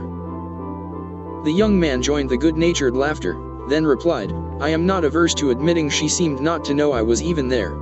But how about the rest of you? Have you found her waiting about such places to roll the cubes in your favor? We are eager to hear as well as to learn." "A wise start," broke in Arcad. "We meet here to consider all sides of each question. To ignore the gaming table would be to overlook an instinct common to most men, the love of taking a chance with a small amount of silver in the hope of winning much gold." "That doth remind me of the races but yesterday," called out another listener. "If the goddess frequents the gaming tables, certainly she does not overlook the races where the gilded chariots and the foaming horses offer far more excitement. Tell us honestly, Arcad, didst she whisper to you to place your bet upon those grey horses from Nineveh yesterday? I was standing just behind thee and could scarce believe my ears when I heard thee place thy bet upon the greys. Thou knowest as well as any of us that no team in all Assyria can beat our beloved bays in a fair race. Didst the goddess whisper in thy ear to bet upon the greys because at the last turn the inside black would stumble and so interfere with our bays that the greys would win the race and score an unearned victory?" Arcad smiled indulgently at the banter. "What reason have we to feel the good goddess would take that much interest in any man's bet upon a horse race? To me she is a goddess of love and dignity whose pleasure it is to aid those who are in need and to reward those who are deserving. I look to find her, not at the gaming tables or the races where men lose more gold than they win, but in other places where the doings of men are more worthwhile and more worthy of reward. In tilling the soil, in honest trading, in all of man's occupations, there is opportunity to make a profit upon his efforts and his transactions. Perhaps not all the time will he be rewarded because sometimes his judgment may be faulty, and other times the winds and the weather may defeat his efforts. Yet, if he persists, he may usually expect to realize his profit. This is so because the chances of profit are always in his favor. But, when a man playeth the games, the situation is reversed, for the chances of profit are always against him and always in favor of the gamekeeper. The game is so arranged that it will always favor the keeper. It is his business at which he plans to make a liberal profit for himself from the coins bet by the players. Few players realize how certain are the gamekeeper's profits and how uncertain are their own chances to win. For example, let us consider wagers placed upon the cube. Each time it is cast we bet which side will be uppermost. If it be the red side, the game master, 48, the richest man in Babylon, pays to us 4 times our bet. But if any other of the 5 sides come uppermost, we lose our bet. Thus the figures show that for each cast we have 5 chances to lose, but because the red pays 4 for 1, we have 4 chances to win. In a night's play the game master can expect to keep for his profit 1/5 of all the coins wagered. Can a man expect to win more than occasionally against odds so arranged that he should lose 1/5 of all his bets? Yet some men do win large sums at times, volunteered one of the listeners. Quite so, they do, Arcad continued. Realizing this, the question comes to me whether money secured in such ways brings permanent value to those who are thus lucky. Among my acquaintances are many of the successful men of Babylon, yet among them I am unable to name a single one who started his success from such a source. You who are gathered here tonight know many more of our substantial citizens. To me it would be of much interest to learn how many of our successful citizens can credit the gaming tables with their start to success. Suppose each of you tell of those you know. What say you? After a prolonged silence, a wag ventured, "Wouldst thy inquiry include the gamekeepers?" "If you think of no one else," Arcad responded. "If not one of you can think of anyone else, then how about yourselves? Are there any consistent winners with us who hesitate to advise such a source for their incomes?" His challenge was answered by a series of groans from the rear taken up and spread amid much laughter. It would seem we are not seeking good luck in such places as the goddess frequents, he continued, therefore let us explore other fields. We have not found it in picking up lost wallets. Neither have we found it haunting the gaming tables. As to the races, one must confess to have lost far more coins there than I have ever won. Now, suppose we consider our trades and businesses. Is it not natural if we conclude a profitable transaction to consider it not good luck but a just reward for our efforts? I am inclined to think we may be overlooking the gifts of the goddess. Perhaps she really does assist us when we do not appreciate her generosity. Who can suggest further discussion? Thereupon an elderly merchant arose, smoothing his genteel white robe. With thy permission, most honorable Arcad and my friends, I offer a suggestion. If, as you have said, we take credit to our own industry and ability for our business success, why not consider the successes we almost enjoyed but which escaped us, happenings which would have been most profitable? They would have been rare examples of good luck if they had actually happened. Because they were not brought to fulfillment, we cannot consider them as our just rewards. Surely many men here have such experiences to relate. Here is a wise approach, Arcad approved. Who among you have had good luck within your grasp only to see it escape? Many hands were raised, among them that of the merchant. Arcad motioned to him to speak. As you suggested this approach, we should like to hear first from you. I will gladly relate a tale, he resumed, that doth illustrate how closely, unto a man good luck may approach and how blindly he may permit it to escape, much to his loss and later regret. Many years ago, when I was a young man, just married, and well started to earning, my rather did come one day and urge most strongly that I enter upon an investment. The son of one of his good friends had taken notice of a barren tract of land not far beyond the outer walls of our city. It lay high above the canal where no water could reach it. The son of my father's friend devised a plan to purchase this land, build 3 large water wheels that could be operated by oxen and thereby raise the life-giving waters to the fertile soil. This accomplished, he planned to divide it into small tracts and sell to the residents of the city for herb patches. The son of my father's friend did not possess sufficient gold to complete such an undertaking. Like myself, he was a young man earning a fair sum. His father, like mine, was a man of large family and small means. He, therefore, decided to interest a group of men to enter the enterprise with him. The group was to comprise 12, each of whom must be a money earner and agree to pay 1/10 of his earnings into the enterprise until the land was made ready for sale. All would then share justly in the profits in proportion to their investment. Thou, my son, bespoke my father unto me, art now in thy young manhood. It is my deep desire that thou begin the building of a valuable estate for thyself, that thou mayest become respected among men. I desire to see thou profit from a knowledge of the thoughtless mistakes of thy father. This do I most ardently desire, my father, I replied. Then, this do I advise. Do what I should have done at thy age. From thy earnings keep out 1/10 to put into favorable investments. With this 1/10 of thy earnings and what it will also earn, thou canst, before thou art my age, accumulate for thyself a valuable estate. Thy words are words of wisdom, my father. Greatly do I desire riches. Yet there are many uses to which my earnings are called. Therefore, do I hesitate to do as thou dost advise. I am young. There is plenty of time / So I thought at thy age, yet behold, many years have passed and I have not yet made the beginning.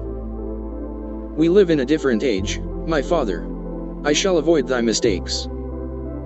Opportunity stands before thee, my son. It is offering a chance that may lead to wealth. I beg of thee, do not delay.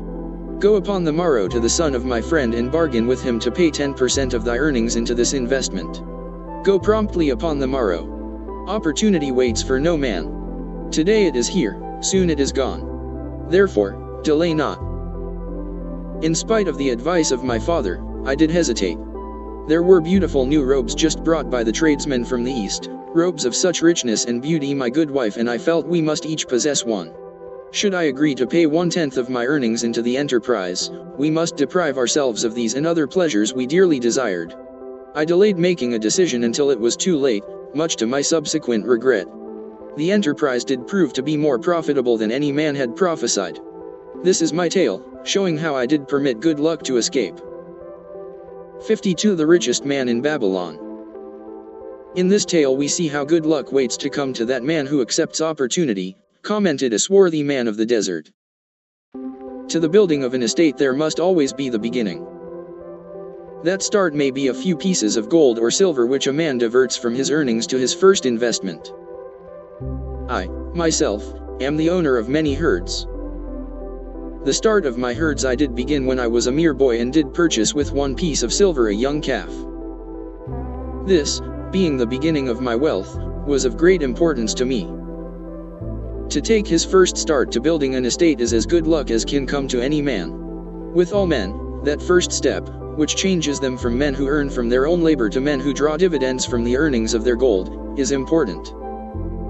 Some, fortunately, take it when young and thereby outstrip in financial success those who do take it later, or those unfortunate men, like the father of this merchant, who never take it.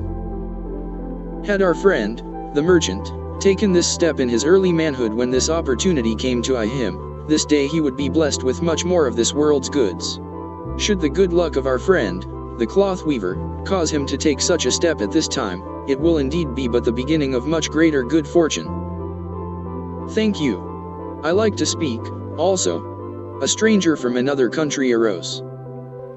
I am a Syrian. Not so well do I speak your tongue. I wish to call this friend, the merchant, a name. Maybe you think it not polite, this name. Yet I wish to call him that. But, alas, I not know your word for it. If I do call it in Syrian, you will not understand. Therefore, please some good gentleman, tell me that right name you call man who puts off doing those things that mighty good for him. Procrastinator, called a voice. That's him, shouted the Syrian, waving his hands excitedly. He accepts not opportunity when she comes. He waits. He says I have much business right now. By and by I talk to you. Opportunity, she will not wait for such slow fellow. She thinks if a man desires to be lucky he will step quick. Any man who not step quick when opportunity comes, he big procrastinator like our friend, this merchant. The merchant arose and bowed good-naturedly in response to the laughter. My admiration to thee, stranger within our gates, who hesitates not to speak the truth. And now let us hear another tale of opportunity. Who has for us another experience? Demanded Arcad. I have, responded a red-robed man of middle age. I am a buyer of animals, mostly camels, and horses. Sometimes I do also buy the sheep and goats. The tale I am about to relate will tell truthfully how opportunity came one night when I did least expect it. Perhaps for this reason I did let it escape. Of this you shall be the judge. Returning to the city one evening after a disheartening 10 days' journey in search of camels, I was much angered to find the gates of the city closed and locked. While my slaves spread our tent for the night, which we looked to spend with little food and no water, I was approached by an elderly farmer who, like ourselves, found himself locked outside. Honored sir, he addressed me, from thy appearance, I do judge thee to be a buyer. If this be so, much would I like to sell to thee the most excellent flock of sheep just driven up. Alas, my good wife lies very sick with the fever. I must return with all haste. Buy thou my sheep that I and my slaves may mount our camels and travel back without delay. So dark it was that I could not see his flock, but from the bleating I did know it must be large. Having wasted 10 days searching for camels I could not find, I was glad to bargain with him. In his anxiety, he did set a most reasonable price. I accepted, well knowing my slaves could drive the flock through the city gates in the morning and sell at a substantial profit. The bargain concluded, I called my slaves to bring torches that we might count the flock, which the farmer declared to contain 900. I shall not burden you, my friends, with a description of our difficulty in attempting to count so many thirsty, restless, milling sheep. It proved to be an impossible task. Therefore, I bluntly informed the farmer I would count them at daylight and pay him then. "Please, most honorable sir," he pleaded, "pay me but 2/3 of the price tonight that I may be on my way. I will leave my most intelligent and educated slave to assist to make the count in the morning. He is trustworthy and to him thou canst pay the balance." But I was stubborn and refused to make payment that night. Next morning, before I awoke, the city gates opened and 4 buyers rushed out in search of flocks. They were most eager and willing to pay high prices because the city was threatened with siege, and food was not plentiful. Nearly 3 times the price at which he had offered the flock to me did the old farmer receive for it. Thus was rare good luck allowed to escape. "Here is a tale most unusual," commented Arcad.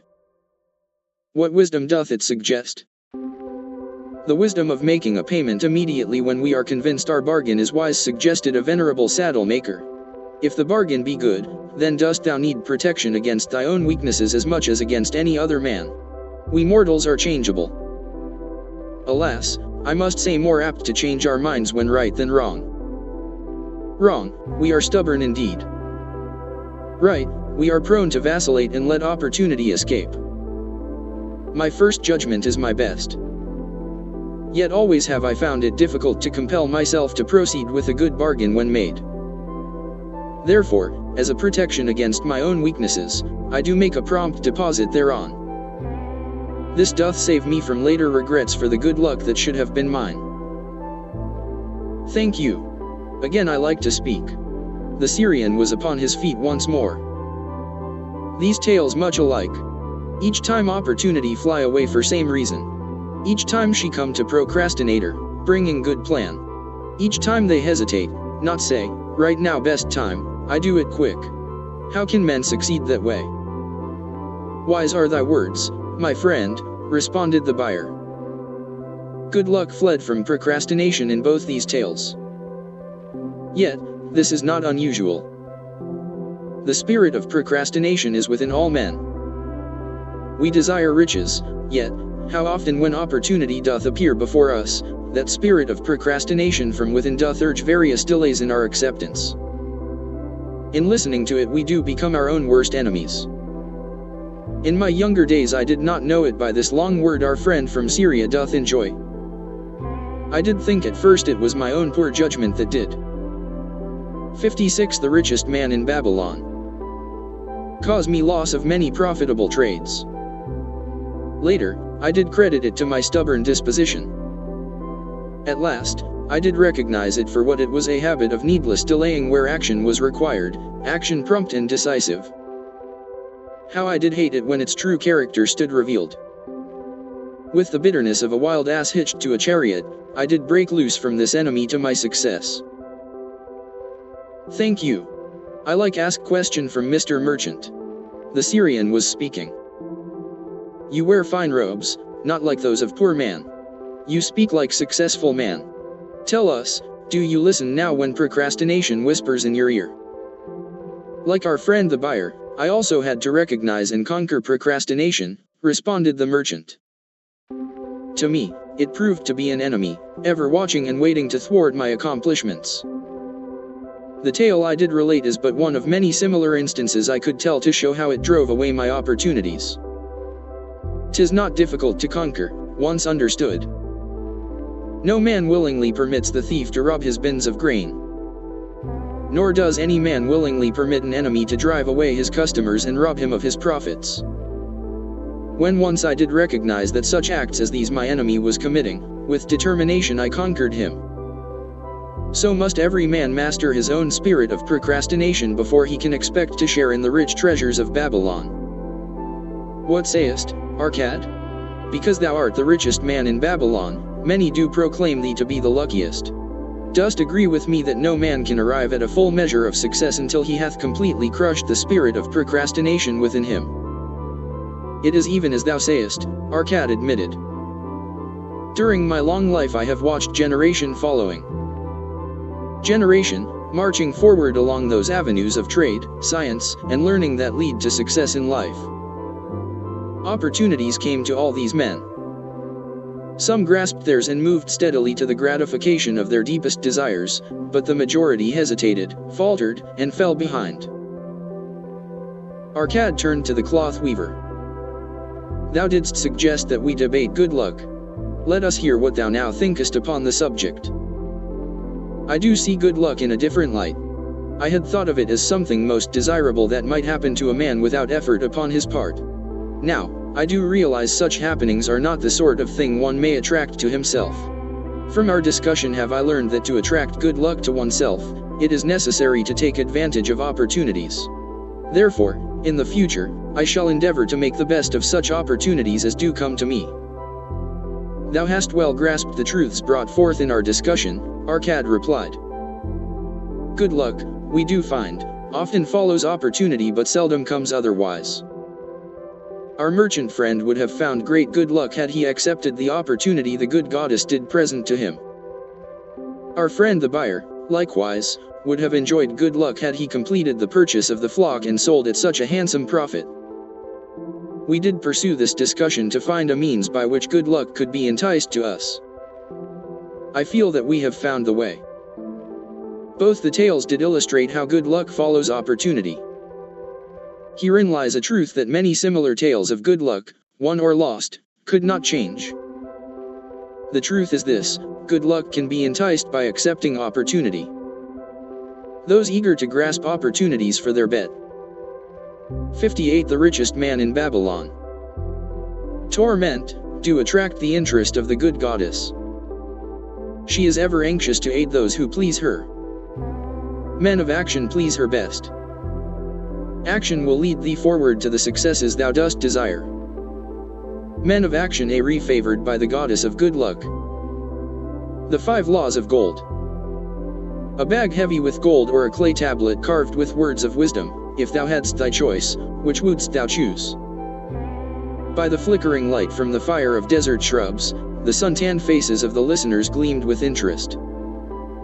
The gold, chorused the 27. Old Kalabob smiled knowingly. Hark, he resumed, raising his hand. Hear the wild dogs out there in the night. They howl and wail because they are lean with hunger. Yet feed them, and what do they? Fight and strut. Then fight and strut some more, giving no thought to the morrow that will surely come. Just so it is with the sons of men. Give them a choice of gold and wisdom, what do they do? Ignore the wisdom and waste the gold. On the morrow they wail because they have no more gold. Gold is reserved for those who know its laws and abide by them. Kalabob drew his white robe close about his lean legs, for a cool night wind was blowing. Because thou hast served me faithfully upon our long journey, because thou cared well for my camels, because thou toiled uncomplainingly across the hot sands of the desert, because thou fought bravely the robbers that sought to despoil my merchandise, I will tell thee this night the tale of the 5 laws of gold, such a tale as thou never hast heard before. Hark ye, with deep attention to the words I speak, for if you grasp their meaning and heed them, in the days that come thou shalt have much gold. He paused impressively. Above in a canopy of blue, the stars shone brightly in the crystal-clear skies of Babylonia. Behind the group loomed their faded tents tightly staked against possible desert storms. Beside the tents were neatly stacked bales of merchandise covered with skins.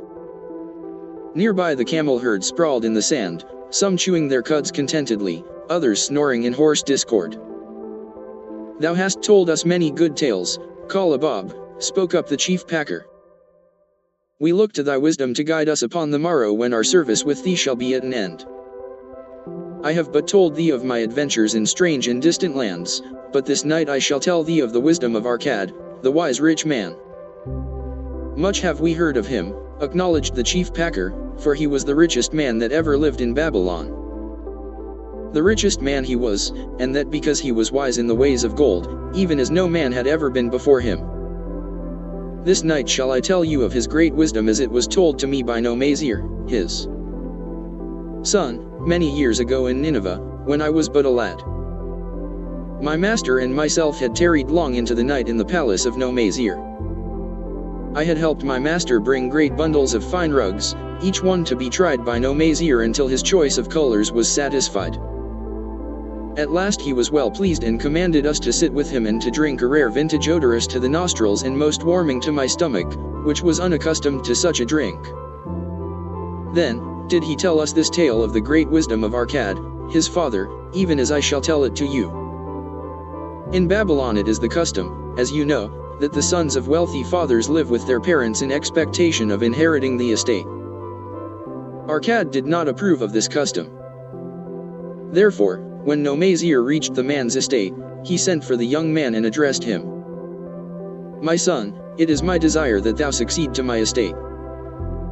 Thou must, however, first prove that thou art capable of wisely handling it. Therefore, I wish that thou go out into the world and show thy ability both to acquire gold and to make thyself respected among men. To start thee well, I will give thee 2 things of which I, myself, was denied when I started as a poor youth to build up a fortune. First, I give thee this bag of gold. If thou use it wisely, it will be the basis of thy future success. Second, I give thee this clay tablet upon which is carved the 5 laws of gold. If thou dost but interpret them in thy own acts, they shall bring thee competence and security. 10 years from this day come thou back to the 62 the richest man in Babylon, house of thy father, and give account of thyself. If thou prove worthy, I will then make thee the heir to my estate. Otherwise, I will give it to the priests that they may barter for my soul the kind consideration of the gods.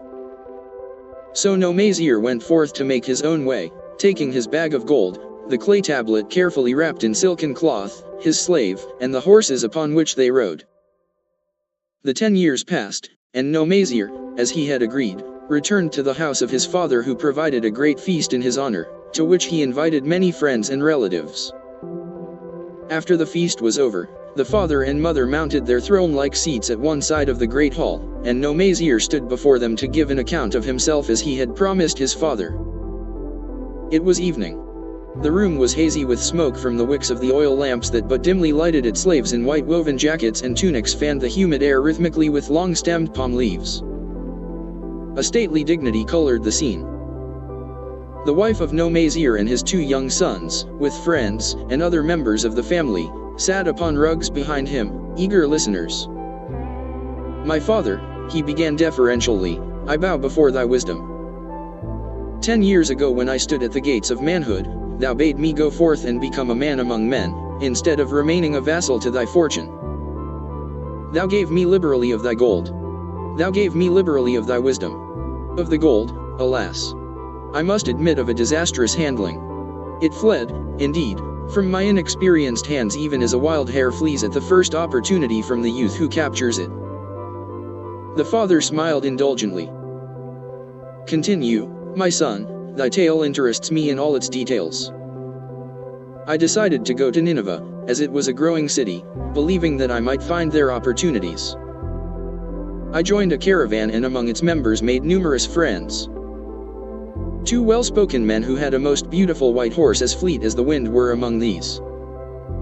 As we journeyed, they told me in confidence that in Nineveh was a wealthy man who owned a horse so swift that it had never been beaten. Its owner believed that no horse living could run with greater speed.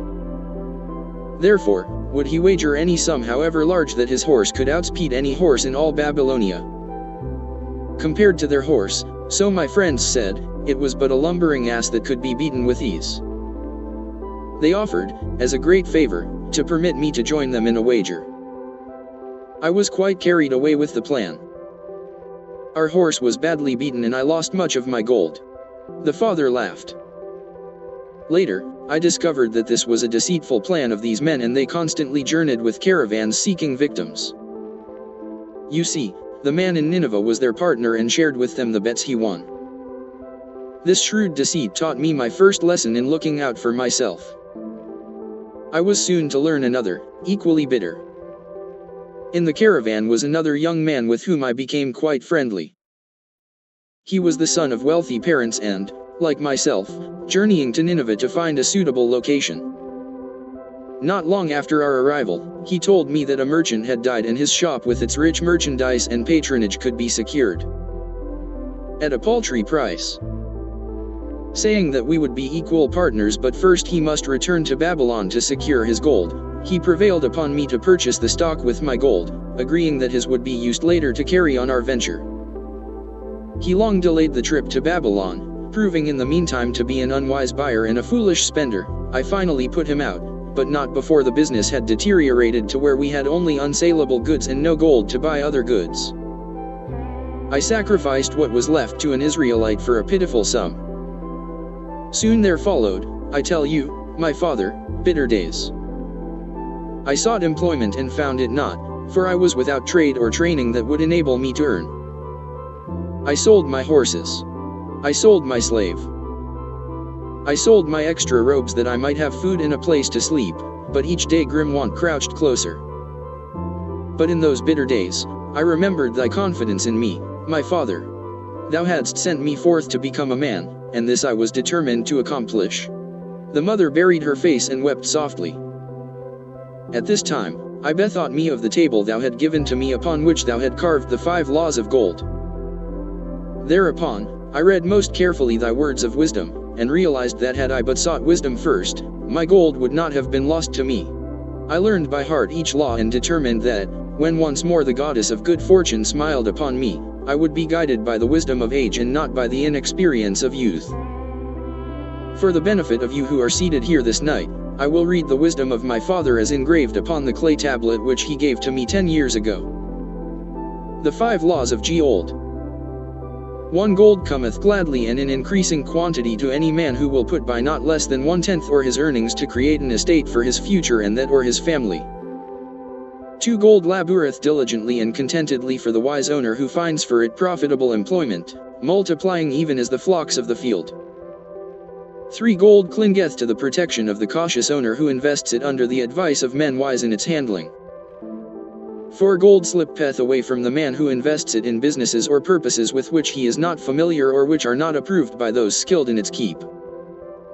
5 Gold flees the man who would force it to impossible earnings or who followeth the alluring advice of tricksters and schemers or who trusts it to his own inexperience and romantic desires in investment. These are the 5 laws of gold as written by my father. I do proclaim them as of greater value than gold itself, as I will show by the continuance of my tale. He again faced his father. I have told thee of the depth of poverty and despair to which my inexperience brought me. 66 The richest man in Babylon. However, there is no chain of disasters that will not come to an end. Mine came when I secured employment managing a crew of slaves working upon the new outer wall of the city. Profiting from my knowledge of the first law of gold, I saved a copper from my first earnings, adding to it at every opportunity until I had a piece of silver. It was a slow procedure, for one must live. I did spend grudgingly, I admit, because I was determined to earn back before the 10 years were over as much gold as you, my father, had given to me. One day the slave master, with whom I had become quite friendly, said to me, "Thou art a thrifty youth who spends not wantonly what he earns. Hast thou gold put by that is not earning?" "Yes," I replied, "it is my greatest desire to accumulate gold to replace that which my father gave to me and which I have lost."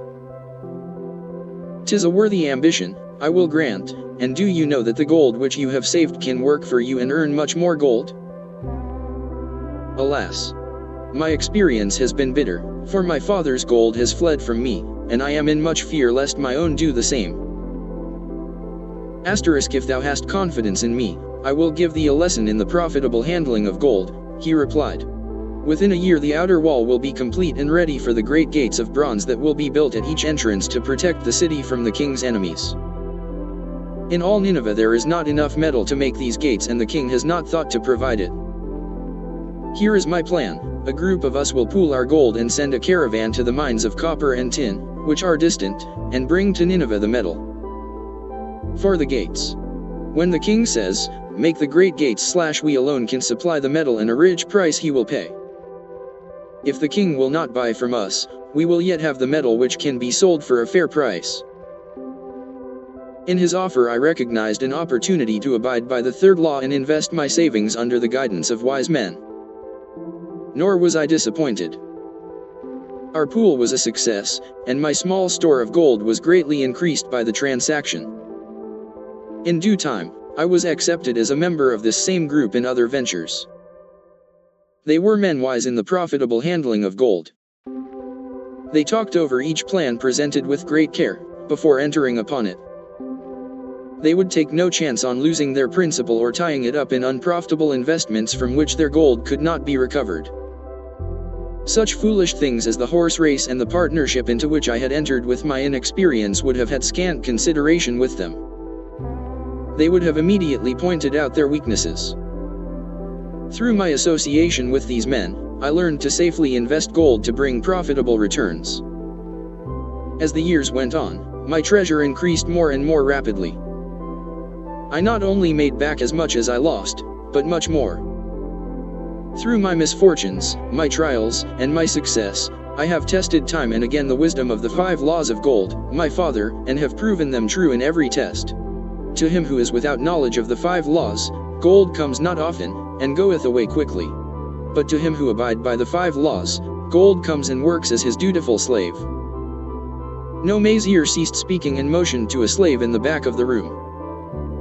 The slave brought forward, one at a time, 3 heavy leather bags. One of these No Mazier took and placed upon the floor before his father, addressing him again. Thou didst give to me a bag of gold, Babylon gold. Behold, in its place, I do return to thee a bag of Nineveh gold of equal weight. An equal exchange, as all will agree. Thou didst give to me a clay tablet inscribed with wisdom. Behold, in its stead, I do return 2 bags of gold. So saying, he took from the slave the other 2 bags and, likewise, placed them upon the floor before his father. This I do to prove to thee, my father, of how much greater value I consider thy wisdom than thy gold. Yet, who can measure in bags of gold the value of wisdom? Without wisdom, gold is quickly lost by those who have it, but with wisdom, gold can be secured by those who have it not, as these 3 bags of gold do prove. It does, indeed, give to me the deepest satisfaction, my father, to stand before thee and say that, because of thy wisdom, I have been able to become rich and respected before men. The father placed his hand fondly upon the head of No Mazier. Thou hast learned well thy lessons, and I am, indeed, fortunate to have a son to whom I may entrust my wealth. Kalabab ceased his tale and looked critically at his listeners. What means this to thee, this tale of No Mazier? He continued. Who among thee can go to thy father or to the father of thy wife and give an account of wise handling of his earnings? What would these venerable men think were you to say, I have traveled much and learned much and labored much and earned much, yet alas, of gold I have little. Some I spent wisely, some I spent foolishly, and much I lost in unwise ways. Dost still think it but an inconsistency of fate that some men have much gold and others have not? Then you err. Men have much gold when they know the 5 laws of gold and abide thereby. Because I learned these 5 laws in my youth and abided by them, I have become a wealthy merchant. Not by some strange magic did I accumulate my wealth. Wealth that comes quickly goeth the same way. Wealth that stayeth to give enjoyment and satisfaction to its owner comes gradually, because it is a child born of knowledge and persistent purpose. To earn wealth is but a slight burden upon the thoughtful man. Bearing the burden consistently from year to year accomplishes the final purpose. The 5 laws of gold offer to thee a rich reward for their observance. Each of these 5 laws is rich with meaning, and lest thou overlook this in the briefness of my tale, I will now repeat them. I do know them each by heart because in my youth, I could see their value and would not be content until I knew them word for word. The first law of gold. Gold cometh gladly and in increasing quantity to any man who will put by not less than 1/10 of his earnings to create an estate for his future and that of his family. 70. The richest man in Babylon. Any man who will put by 1/10 of his earnings consistently and invest it wisely will surely create a valuable estate that will provide an income for him in the future and further guarantee safety for his family in case the gods call him to the world of darkness. This law always saith that gold cometh gladly to such a man.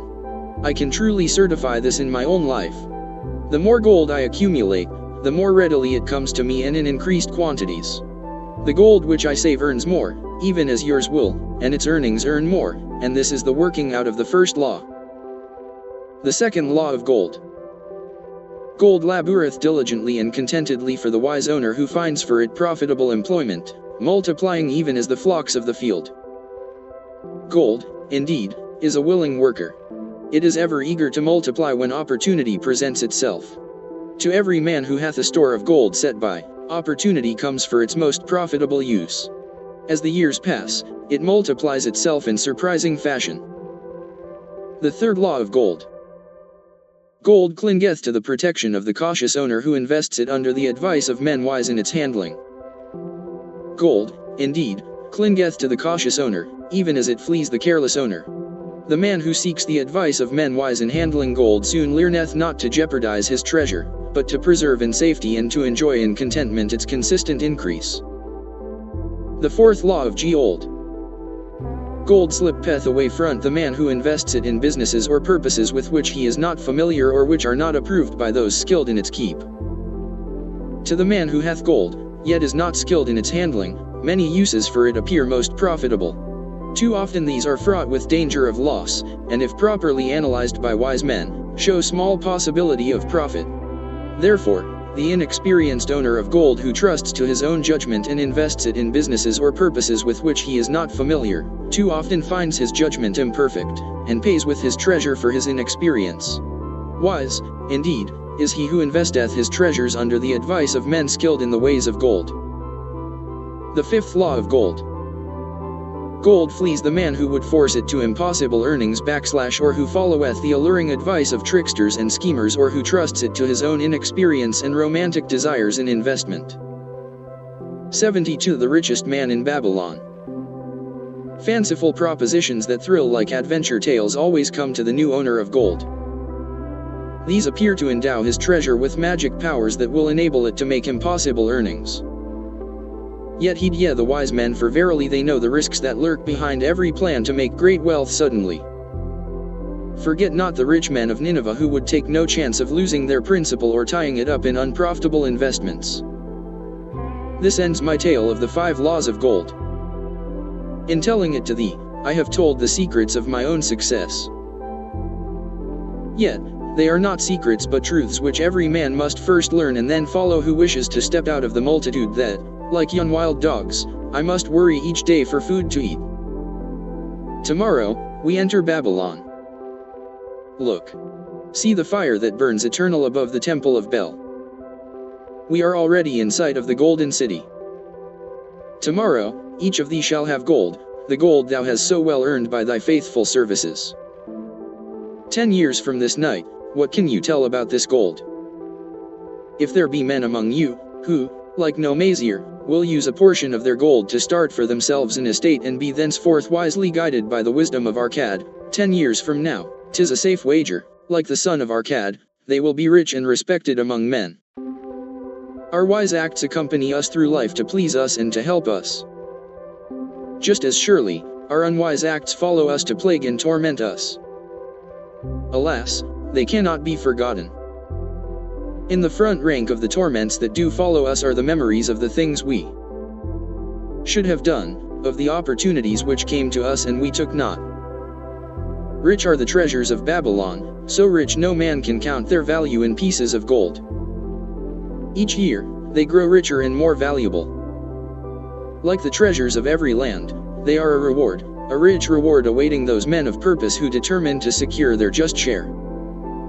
In the strength of thine own desires is a magic power. Guide this power with thy knowledge of the 5 laws of gold and thou shalt share the treasures of Babylon. The gold lender of Babylon. 50 pieces of gold. Never before had Rodden, the spear maker of old Babylon, carried so much gold in his learner wallet. Happily down the king's highway from the palace of his most liberal majesty he strode. Cheerfully the gold clinked as the wallet at his belt swayed with each step the sweetest music he had ever heard. 50 pieces of gold. All his. He could hardly realize his good fortune. What power in those clinking discs! They could purchase anything he wanted, a grand house, land, cattle, camels, horses, chariots, whatever he might desire. What use should he make of it? This evening, as he turned into a side street toward the home of his sister, he could think of nothing he would rather possess than those same glittering, heavy pieces of gold his to keep. It was upon an evening some days later that a perplexed Rodden entered the shop of Madan, the lender of gold and dealer in jewels and rare fabrics, glancing neither to the right nor the left at the color. Full articles artfully displayed, he passed through to the living quarters at the rear. Here he found the genteel Madan lounging upon a rug, partaking of a meal served by a black slave. "I would counsel with thee, for I know not what to do." Rodden stood stolidly, feet apart, hairy breast exposed by the gaping front of his leather jacket. Madan's narrow, sallow face smiled a friendly greeting. "What indiscretions hast thou done that thou shouldst seek the lender of gold? Hast been unlucky at the gaming table? Or hath some plump dame entangled thee? For many years have I known thee, yet never hast thou sought me to aid thee in thy troubles." No, not such as that. I seek no gold. Instead, I crave thy wise advice. Hear. What this man doth say. No one comes to the lender of gold for advice. My ears must play me false. They listen true. Can this be so? Rodden, the spear maker, doth display more cunning than all the rest, for he comes to Madan, not for gold, but for advice. Many men come to me for gold to pay for their follies, but as for advice, they want it not. Yet who is more able to advise than the lender of gold, to whom many men come in trouble? "Thou shalt eat with me, Rodden," he continued. "Thou shalt be my guest for the evening. Ando," he commanded of the black slave, "draw up a rug for my friend, Rodden, the spear maker, who comes for advice. He shall be mine honored guest. Bring to him much food and get for him my largest cup. Choose well of the best wine, that he may have satisfaction in the drinking. Now, tell me what troubles thee." "It is the king's gift." "The king's gift? The king did make thee a gift, and it gives thee trouble? What manner of gift?" "Because he was much pleased with the design I did submit to him for a new point on the spears of the royal guard, he did present me with 50 pieces of gold, and now I am much perplexed. I am beseeched each hour the sun doth travel across the sky by those who would share it with me. That is natural. More men want gold than have it, and would wish one who comes by it easily to divide. But can you not say no? Is thy will not as strong as thy fist? To many I can say no, yet sometimes it would be easier to say yes. Can one refuse to share with one's sister to whom he is deeply devoted? Surely, thy own sister would not wish to deprive thee of enjoying thy reward. But it is for the sake of Araman, her husband, whom she wishes to see a rich merchant. She does feel that he has never had a chance, and she beseeches me to loan to him this gold, that he may become a prosperous merchant and repay me from his profits." "My friend," resumed Madan, "'tis a worthy subject thou bringest to discuss. Gold bringeth unto its possessor responsibility in a changed position with his fellow men. It bringeth fear lest he lose it or it be tricked away from him. It bringeth a feeling of power and ability to do good. Likewise, it bringeth opportunities whereby his very good intentions may bring him into difficulties. Didst ever hear of the farmer of Nineveh who could understand the language of animals? I wot not, for 'tis not the kind of tale men like to tell over the bronze caster's forge. I will tell it to thee, for thou shouldst know that to borrowing and lending there is more than the passing of gold from the hands of one to the hands of another. This farmer, who could understand what the animals said to each other, did linger in the farmyard each evening just to listen to their words. One evening he did hear the ox bemoaning to the ass the hardness of his lot. I do labor pulling the plow from morning until night. No matter how hot the day, or how tired my legs, or how the bow doth chafe my neck, still must I work. But you are a creature of leisure. You are trapped with a colorful blanket and do nothing more than carry our master about where he wishes to go. When he goes nowhere you do rest and eat the green grass all the day." Now the ass, in spite of his vicious heels, was a goodly fellow and sympathized with the ox. "My good friend," he replied, You do work very hard and I would help ease your lot. Therefore, will I tell you how you may have a day of rest. In the morning when the slave comes to fetch you to the plough, lie upon the ground and bellow much that he may say you are sick and cannot work. So the ox took the advice of the ass, and the next morning the slave returned to the farmer and told him the ox was sick and could not pull the plough. Then, said the farmer, hitch the ass to the plough, for the ploughing must go on. All that day the ass, who had only intended to help his friend, found himself compelled to do the ox's task. When night came and he was released from the plough, his heart was bitter and his legs were weary and his neck was sore where the bough had chafed it. The farmer lingered in the barnyard to listen. The ox began first. You are my good friend. Because of your wise advice I have enjoyed a day of rest. And one, retorted the ass, am like many another simple-hearted one who starts to help a friend and ends up by doing his task for him. Hereafter you draw your own plough, for I did hear the master tell the slave to send for the butcher were you sick again. One wish he would, for you are a lazy fellow. Thereafter they spoke to each other no more. This ended their friendship. Canst thou tell the moral to this tale, Rawdon? 'Tis a good tale, responded Rawdon, but I see not the moral. I thought not that you would. But it is there and simple too. Just this, if you desire to help thy friend, do so in a way that will not bring thy friend's burdens upon thyself. I had not thought of that. It is a wise moral. I wish not to assume the burdens of my sister's husband. But tell me, you lend to many. Do not the borrowers repay? Madan smiled the smile of one whose soul is rich with much experience. Could a loan be well made if the borrower cannot repay?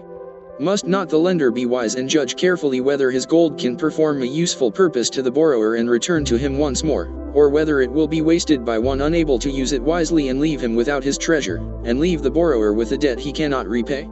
I will show to thee the tokens in my token chest and let them tell thee some of their stories. Into the room he brought a chest as long as his arm, covered with red pigskin and ornamented with bronze designs.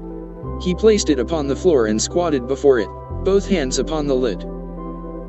From each person to whom I lend, I do exact a token for my token chest, to remain there until the loan is repaid.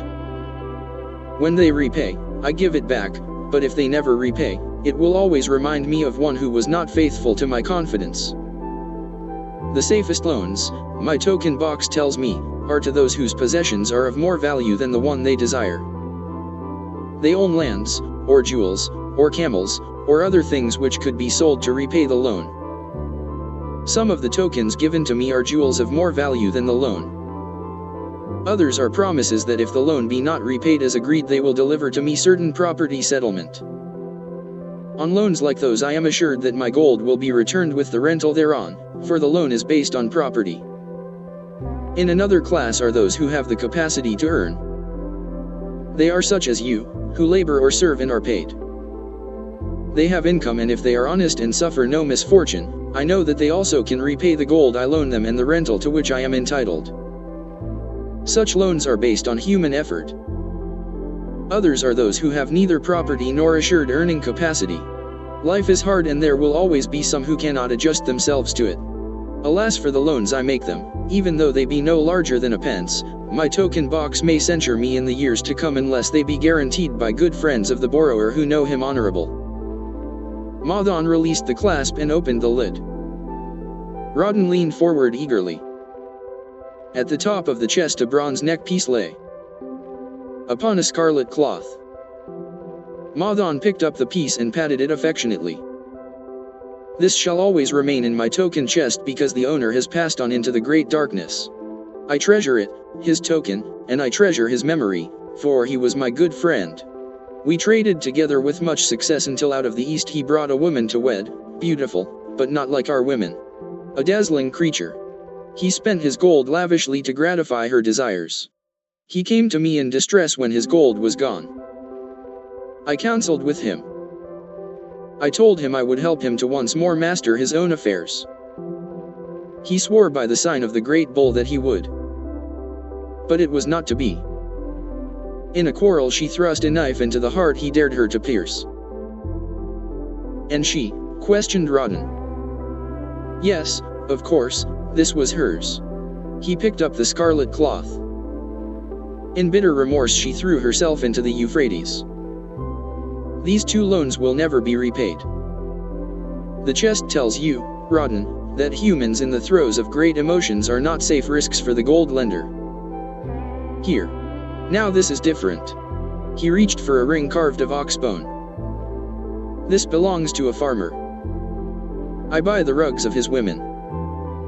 The locusts came and they had not food. I helped him, and when the new crop came he repaid me.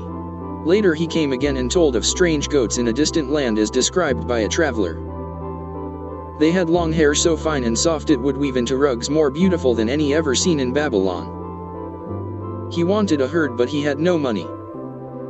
So I did lend him gold to make the journey and bring back goats. Now his herd is begun, and next year I shall surprise the lords of Babylon with the most expensive rugs it has been their good for. Tune to buy. Soon I must return his ring. He doth insist on repaying promptly. Some borrowers do that, queried Rodden. If they borrow for purposes that bring money back to them, I find it so. But if they borrow because of their indiscretions, I warn thee to be cautious if thou wouldst ever have thy gold back in hand again. Tell me about this, requested Rodden, picking up a heavy gold bracelet inset with jewels in rare designs. The women do appeal to my good friend, bantered Modon. I am still much younger than you, retorted Rodden. I grant that, but this time thou doth suspicion romance where it is not. The owner of this is fat and wrinkled and doth talk so much and say so little she drives me mad. Once they had much money and were good customers, but ill times came upon them. She has a son of whom she would make a merchant. So she came to me and borrowed gold that he might become a partner of a caravan owner who travels with his camels, bartering in one city what he buys in another.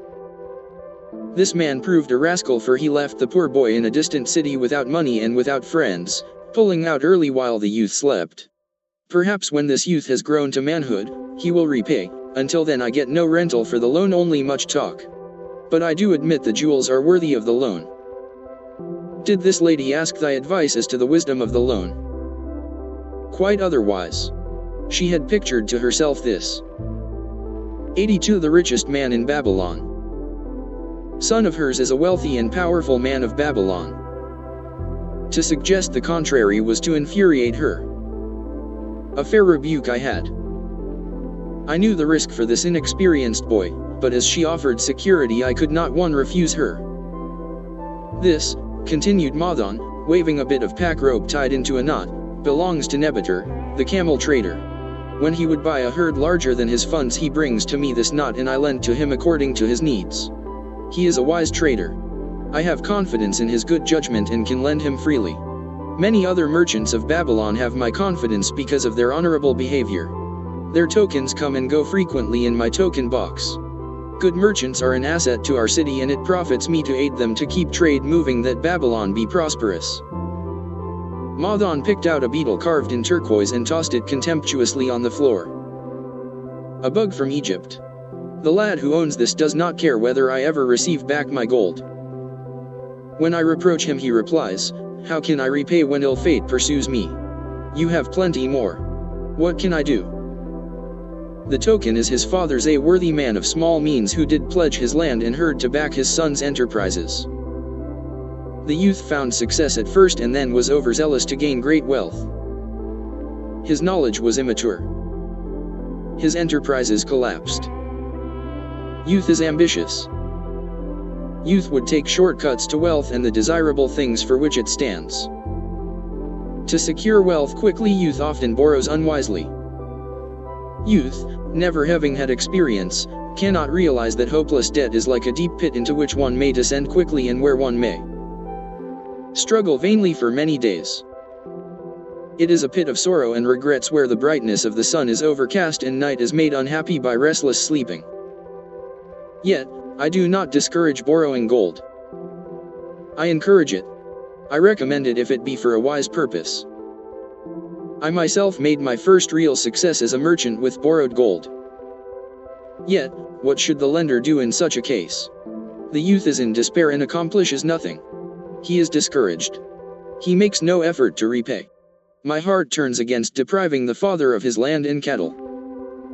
You tell me much that I am interested to hear, ventured Rodden, but I hear no answer to my question. Should I lend my 50 pieces of gold to my sister's husband? They mean much to me. Thy sister is a sterling woman whom I do much esteem. Should her husband come to me and ask to borrow 50 pieces of gold, I should ask him for what purpose he would use it. If he answered that he desired to become a merchant like myself and deal in jewels and rich furnishings, I would say, what knowledge have you of the ways of trade? Do you know where you can buy at lowest cost? Do you know where you can sell at a fair price? Could he say yes to these questions? No, he could not, Rodden admitted. He has helped me much in making spears, and he has helped some in the shops. Then, would I say to him that his purpose was not wise? Merchants must learn their trade. His ambition, though worthy, is not practical, and I would not lend him any gold. But, supposing he could say, yes, I have helped merchants much.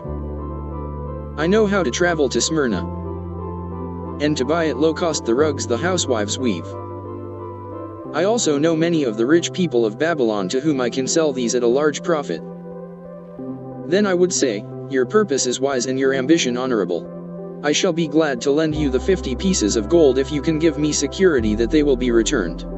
But would he say, I have no security other than that I am an honored man and will pay you well for the loan? Then would I reply, I treasure much each piece of gold. Were the robbers to take it from you as you journeyed to Smyrna, or take the rugs from you as you returned, then you would have no means of repaying me and my gold would be gone. Gold, you see, Rodden, is the merchandise of the lender of money. It is easy to lend. If it is lent unwisely, then it is difficult to get back. The wise lender wishes not the risk of the undertaking but the guarantee of safe repayment. 'Tis well, he continued, to assist those that are in trouble. 'Tis well to help those upon whom fate has laid a heavy hand. 'Tis well to help those who are starting that they may progress and become valuable citizens. But help must be given wisely, lest, like the farmer's ass, in our desire to help we but take upon ourselves the burden that belongs to another. Again I wandered from thy question, Rodden, but hear my answer, keep thy 50 pieces of gold. What thy labor earns for thee and what is given thee for reward is thine own, and no man can put an obligation upon thee to part with it unless it do be thy wish. If thee wouldst lend it so that it may earn thee more gold, then lend with caution and in many places. I like not idle gold, even less I like too much of risk. How many years hast thou labored as a spear maker? Fully 3. How much besides the king's gift hast saved? 3 gold pieces. Each year that thou hast labored thou hast denied thyself good things to save from thine earnings 1 piece of gold. 'Tis as you say. Then mightest save in 50 years of labor 50 pieces of gold by thy self-denial. A lifetime of labor it would be. Thinkest thou thy sister would wish to jeopardize the savings of 50 years of labor over the bronze melting pot that her husband might experiment on being a merchant? Not if I spoke in your words. Then go to her and say, 3 years I have labored each day except fast days, from morning until night, and I have denied myself many things that my heart craved. For each year of labor and self-denial I have to show 1 piece of gold. Thou art my favored sister, and I wish that thy husband may engage in business in which he will prosper greatly. If he will submit to me a plan that seems wise and possible to my friend, Madan, then will I gladly lend to him my savings of an entire year that he may have an opportunity to prove that he can succeed. Do that, I say, and if he has within him the soul to succeed he can prove it. If he fails he will not owe thee more than he can hope someday to repay. I am a gold lender because I own more gold than I can use in my own trade. I desire my surplus gold to labor for others and thereby earn more gold. I do not wish to take risk of losing my gold, for I have labored much and denied myself much to secure it. Therefore, I will no longer lend any of it where I am not confident that it is safe and will be returned to me. Neither will I lend it where I am not convinced that its earnings will be promptly paid to me. I have told to thee, Rodden, a few of the secrets of my token chest. From them you may understand the weakness of men and their eagerness to borrow that which they have no certain means to repay. From this you can see how often their high hopes of the great earnings they could make, if they but had gold, are but false hopes they have not the ability or training to fulfill. Thou, Rodden, now have gold which thou shouldst put to earning more gold for thee. Thou art about to become even as I, a gold lender. If thou dost safely preserve thy treasure, it will produce liberal earnings for thee and be a rich source of pleasure and profit during all thy days. But if thou dost let it escape from thee, it will be a source of constant sorrow and regret as long as thy memory doth last. What desirest thou most of this gold in thy wallet? To keep it safe. Wisely spoken, replied Madan approvingly. Thy first desire is for safety. Thinkest thou that in the custody of thy sister's husband it would be truly safe from possible loss? I fear not, for he is not wise in guarding gold. Then be not swayed by foolish sentiments of obligation to trust thy treasure to any person. If thou wouldst help thy family or thy friends, find other ways than risking the loss of thy treasure. Forget not that gold slippeth away in unexpected ways from those unskilled in guarding it. As well waste thy treasure in extravagance as let others lose it for thee. What next after safety dost desire of this treasure of thine? That it earn more gold. Again thou speakest with wisdom. It should be made to earn and grow larger. Gold wisely lent may even double itself with its earnings before a man like you grow it old. If you risk losing it, you risk losing all that it would earn as well.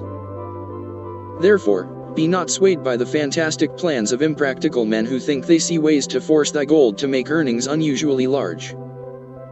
Such plans are the creations of dreamers unskilled in the safe and dependable laws of trade. Be conservative in what thou expected to earn, that thou mayest keep and enjoy thy treasure.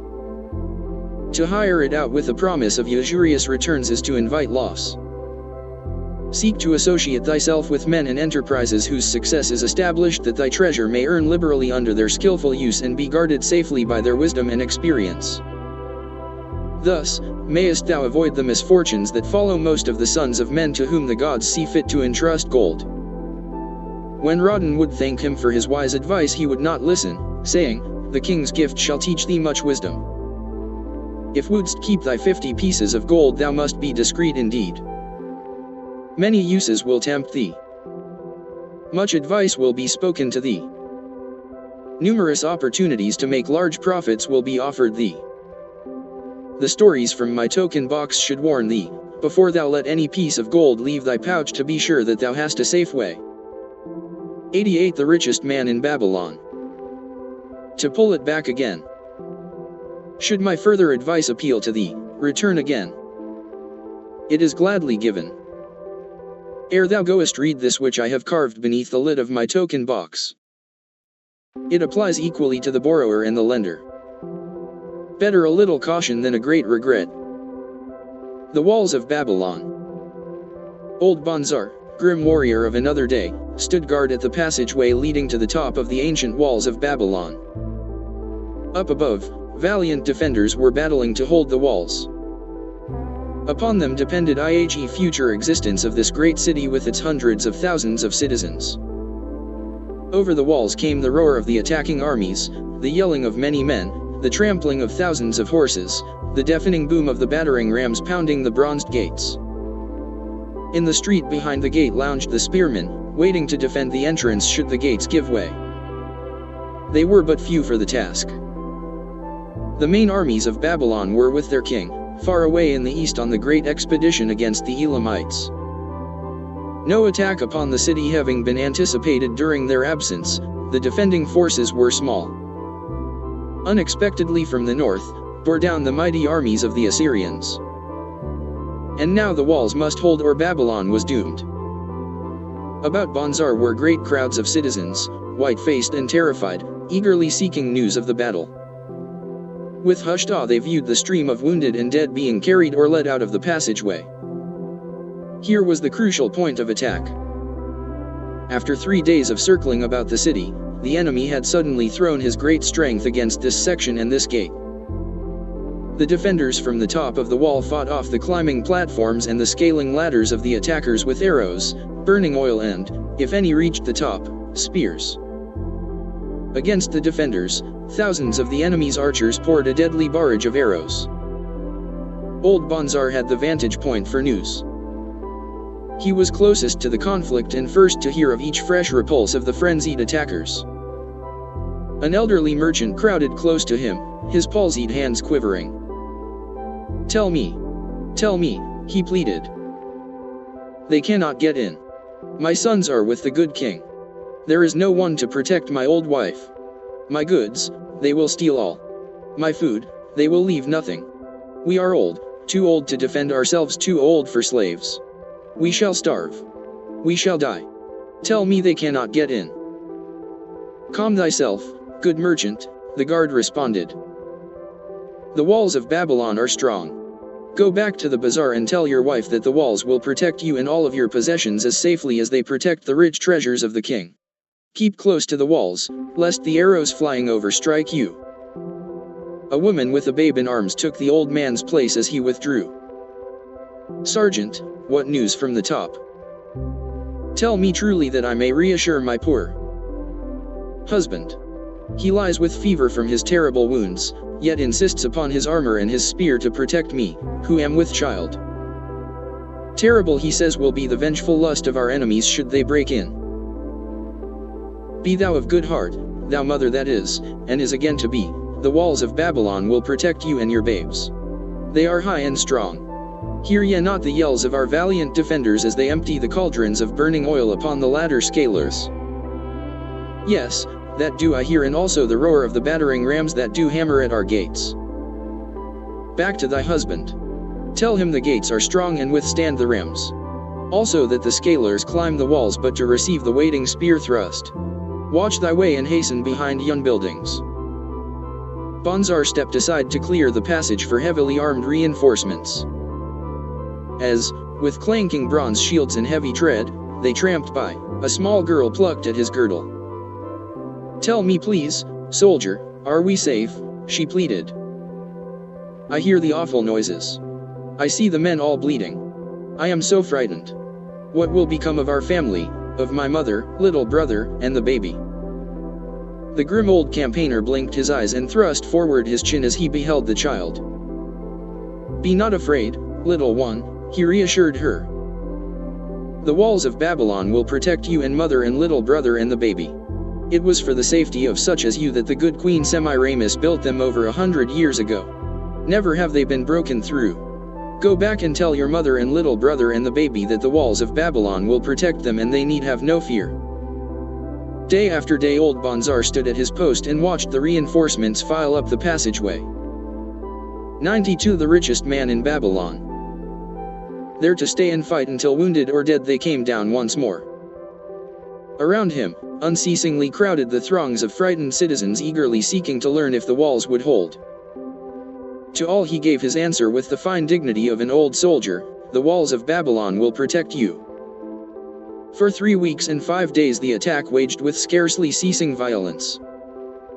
Harder and grimmer set the jaw of Bonzar as the passage behind, wet with the blood of the many wounded, was churned into mud by the never-ceasing streams of men passing up and staggering down. Each day the slaughtered attackers piled up in heaps before the wall. Each night they were carried back and buried by their comrades.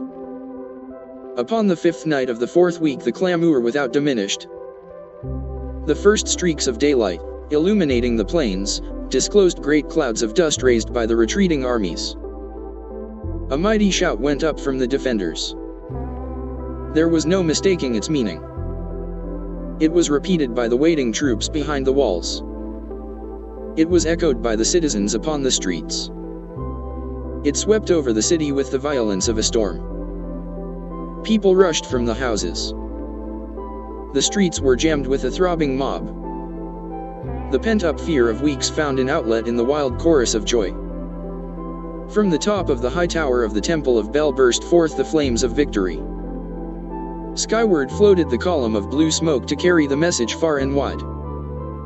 The walls of Babylon had once again repulsed a mighty and vicious foe determined to loot her rich treasures and to ravish and enslave her citizens. Babylon endured century after century because it was fully protected. It could not afford to be otherwise. The walls of Babylon were an outstanding example of man's need and desire for protection. This desire is inherent in the human race. It is just as strong today as it ever was, but we have developed broader and better plans to accomplish the same purpose.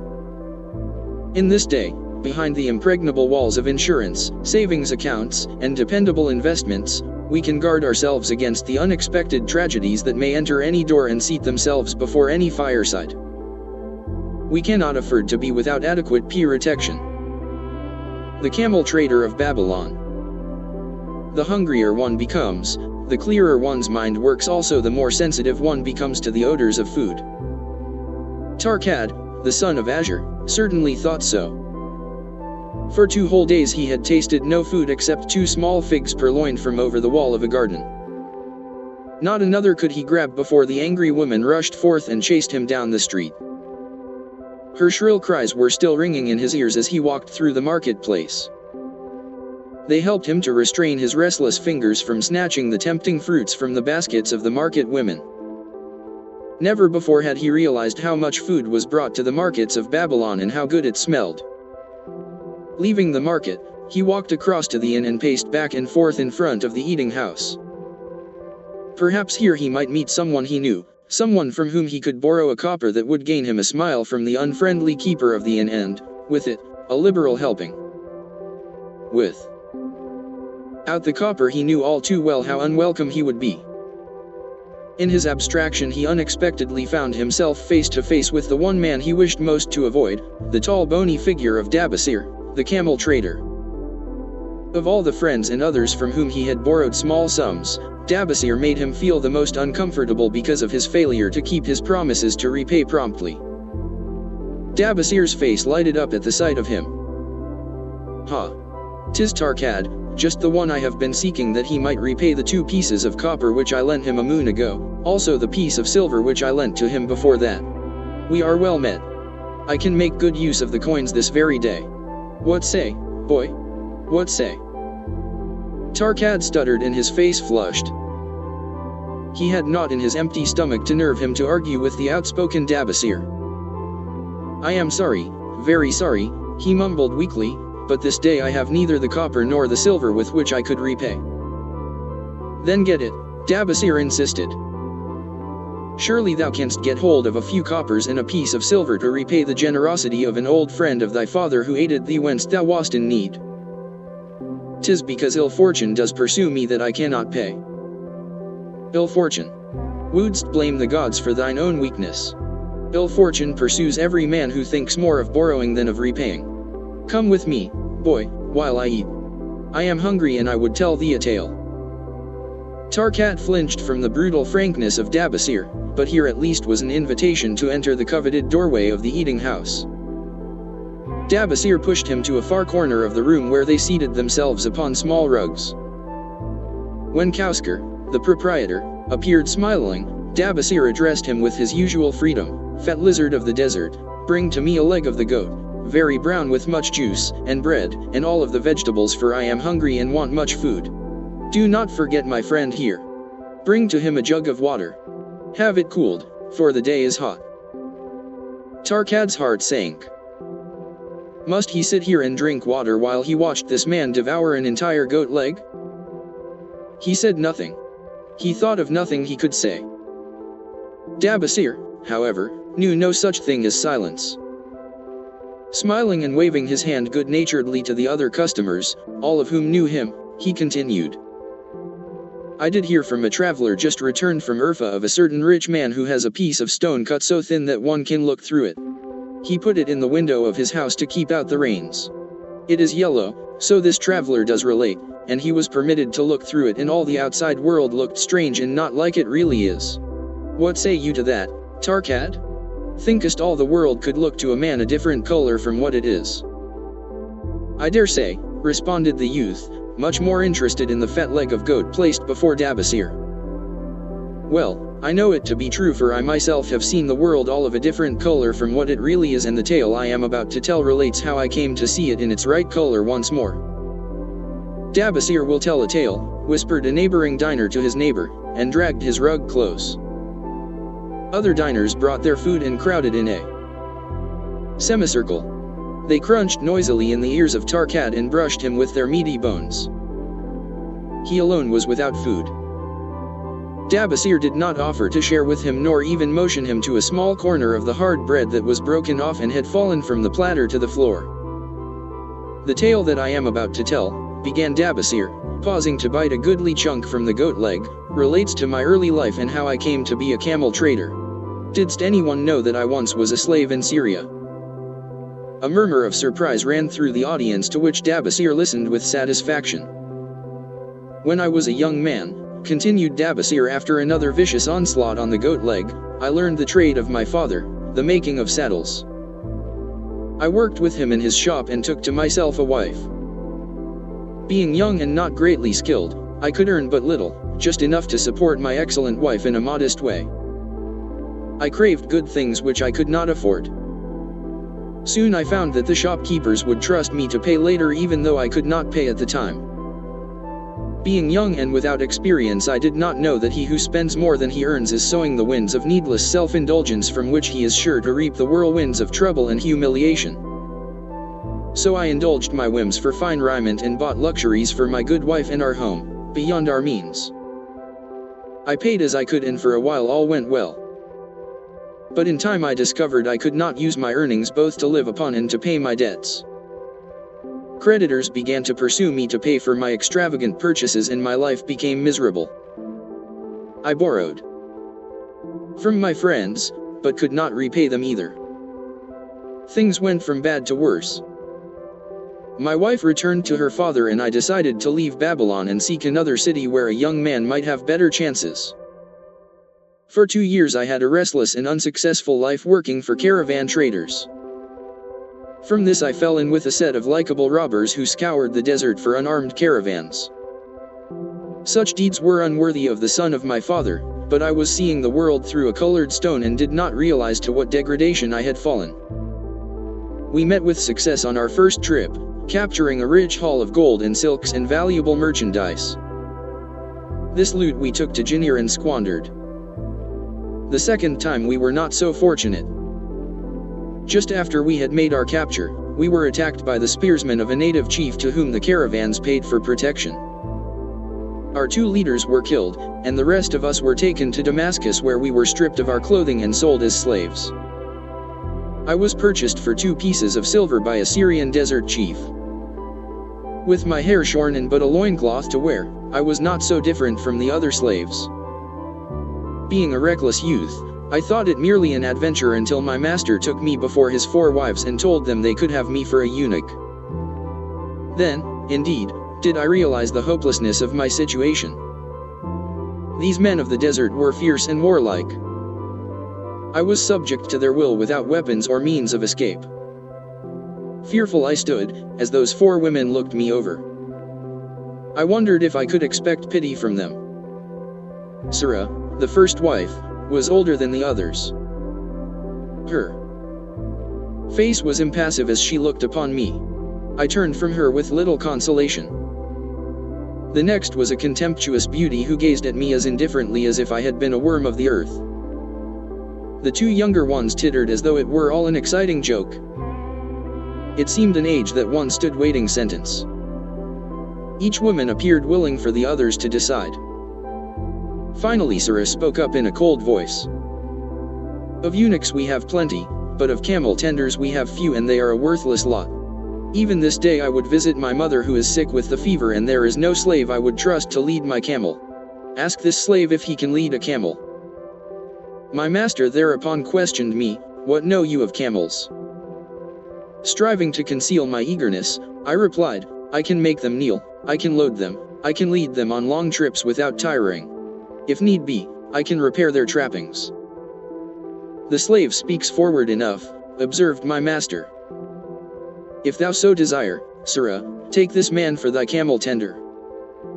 So I was turned over to Surah, and that day one led her camel upon a long journey to her sick mother. I took the occasion to thank her for her intercession and also to tell her that I was not a slave by birth, but the son of a freeman, an honorable saddle maker of Babylon. I also told her much of my story. Her comments were disconcerting to me, and one pondered much afterward on what she said. How can you call yourself a free man when your weakness has brought you to this? If a man has in himself the soul of a slave, will he not become one no matter what his birth, even as water seeks its level? If a man has within him the soul of a free man, will he not become respected and honored in his own city in spite of his misfortune? For over a year I was a slave and lived with the slaves, but I could not become as one of them. One day Sarah asked me, in the eventime when the other slaves can mingle and enjoy the society of each other, why dost thou sit in thy tent alone? To which I responded, I am pondering what you have said to me. I wonder if I have the soul of a slave. I cannot join them, so I must sit apart. Too, must sit apart, she confided. My dowry was large and my lord married me because of it. Yet he does not desire me. What every woman longs for is to be desired. Because of this and because I am barren and have neither son nor daughter, must I sit apart. Were I a man I would rather die than be such a slave, but the conventions of our tribe make slaves of women. What think thou of me by this time? I asked her suddenly. Have I the soul of a man or have I the soul of a slave? Have you a desire to repay the just debts you owe in Babylon? She parried. Yes, I have the desire, but I see no way. If thou contentedly let the years slip by and make no effort to repay, then thou hast but the contemptible soul of a slave. No man is otherwise who cannot respect himself, and no man can respect himself who does not repay honest debts. But what can I do who am a slave in Syria? Stay a slave in Syria, thou weakling. I am not a weakling, I denied hotly. Then prove it. How? Does not thy great king fight his enemies in every way he can and with every force he has? Thy debts are thy enemies. They ran thee out of Babylon. You left them alone and they grew too strong for thee. Hadst fought them as a man, thou couldst have conquered them and been one honored among the townspeople. But thou had not the soul to fight them, and behold, thy pride hast gone down until thou art a slave in Syria. Much I thought over her unkind accusations, and many defensive phrases I worded to prove myself not a slave at heart, but I was not to have the chance to use them. 3 days later the maid of Sarah took me to her mistress. My mother is again very sick, she said. Saddle the 2 best camels in my husband's herd. Tie on water skins and saddlebags for a long journey. The maid will give thee food at the kitchen tent. I packed the camels, wondering much at the quantity of provisions the maid provided, for the mother dwelt less than a day's journey away. The maid rode the rear camel which followed, and I led the camel of my mistress. When we reached her mother's house it was just dark. Sarah dismissed the maid and said to me, Dabasir, hast thou the soul of a free man or the soul of a slave? The soul of a free man, I insisted. Now is thy chance to prove it. Thy master hath imbibed deeply and his chiefs are in a stupor. Take then these camels and make thy escape. Here in this bag is raiment of thy master's to disguise thee. I will say thou stole the camels and ran away while I visited my sick mother. Thou hast the soul of a queen, I told her. Much do I wish that I might lead thee to happiness. Happiness, she responded, awaits not the runaway wife who seeks it in far lands among strange people. Go thy own way, and may the gods of the desert protect thee, for the way is far and barren of food or water. I needed no further urging, but thanked her warmly and was away into the night. I knew not this strange country and had only a dim idea of the direction in which lay Babylon, but struck out bravely across the desert toward the hills. One camel I rode and the other I led. All that night I traveled, and all the next day, urged on by the knowledge of the terrible fate that was meted out to slaves who stole their master's property and tried to escape. Late that afternoon, one reached a rough country as uninhabitable as the desert. The sharp rocks bruised the feet of my faithful camels, and soon they were picking their way slowly and painfully along. I met neither man nor beast and could well understand why they shunned this inhospitable land. It was such a journey from then on as few men live to tell of. Day after day we plodded along. Food and water gave out. The heat of the sun was merciless. At the end of the 9th day, I slid from the back of my mount with the feeling that I was too weak to ever remount and I would surely die, lost in this abandoned country. I stretched out upon the ground and slept, not waking until the first gleam of daylight. I sat up and looked about me. There was a coolness in the morning air. My camels lay dejected not far away. About me was a vast waste of broken country covered with rock and sand and thorny things, no sign of water, naught to eat for man or camel. Could it be that in this peaceful quiet I faced my end? My mind was clearer than it had ever been before. My body now seemed of little importance. My parched and bleeding lips, my dry and swollen tongue, my empty stomach, all had lost their supreme agonies of the day before. I looked across into the uninviting distance and once again came to me the question, have I the soul of a slave or the soul of a free man? Then with clearness I realized that if I had the soul of a slave, I should give up, lie down in the desert and die, a fitting end for a runaway slave. But if I had the soul of a free man, what then? Surely I would force my way back to Babylon, repay the people who had trusted me, bring happiness to my wife who truly loved me and bring peace and contentment to my parents. Thy debts are thine enemies who have run thee out of Babylon, Surah had said. Yes, it was so. Why had I refused to stand my ground like a man? Why had I permitted my wife to go back to her father? Then a strange thing happened. All the world seemed to be of a different color as though I had been looking at it through a colored stone which had suddenly been removed. At last I saw the true values in life. Die in the desert. Not I. With a new vision, I saw the things that I must do. First I would go back to Babylon and face every man to whom I owed an unpaid debt. I should tell them that after years of wandering and misfortune, I had come back to pay my debts as fast as the gods would permit. Next I should make a home for my wife and become a citizen of whom my parents should be proud. My debts were my enemies, but the men I owed were my friends for they had trusted me and believed in me. I staggered weakly to my feet. What mattered hunger? What mattered thirst? They were but incidents on the road to Babylon. Within me surged the soul of a free man going back to conquer his enemies and reward his friends. I thrilled with the great resolve. The glazed eyes of my camels brightened at the new note in my husky voice. With great effort, after many attempts, they gained their feet. With pitiful perseverance, they pushed on toward the north where something within me said we would find Babylon. We found water. We passed into a more fertile country where were grass and fruit.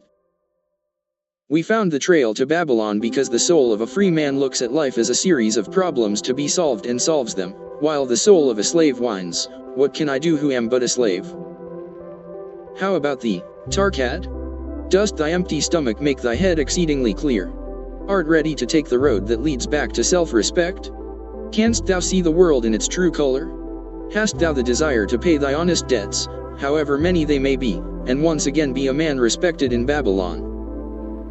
Moisture came to the eyes of the youth. He rose eagerly to his knees. Thou hast shown me a vision, already I feel the soul of a free man surge within me. But how fared you upon your return? Questioned an interested listener. Where the determination is, the way can be found, Dabasir replied. I now had the determination, so I set out to find a way. First I visited every man to whom I was indebted and begged his indulgence until I could earn that with which to repay. Most of them met me gladly. Several reviled me, but others offered to help me. One indeed did give me the very help I needed. It was Madan, the gold lender. Learning that I had been a camel tender in Syria, he sent me to old Nebatur, the camel trader, just commissioned by our good king to purchase many herds of sound camels for the great expedition. With him, my knowledge of camels I put to good use. Gradually I was able to repay every copper and every piece of silver. Then at last I could hold up my head and feel that I was an honorable man among men. Again Dabasir turned to his food. Kousker, thou snail, he called loudly to be heard in the kitchen, the food is cold. Bring me more meat fresh from the roasting. Bring thou also a very large portion for Tarkad, the son of my old friend, who is hungry and shall eat with me.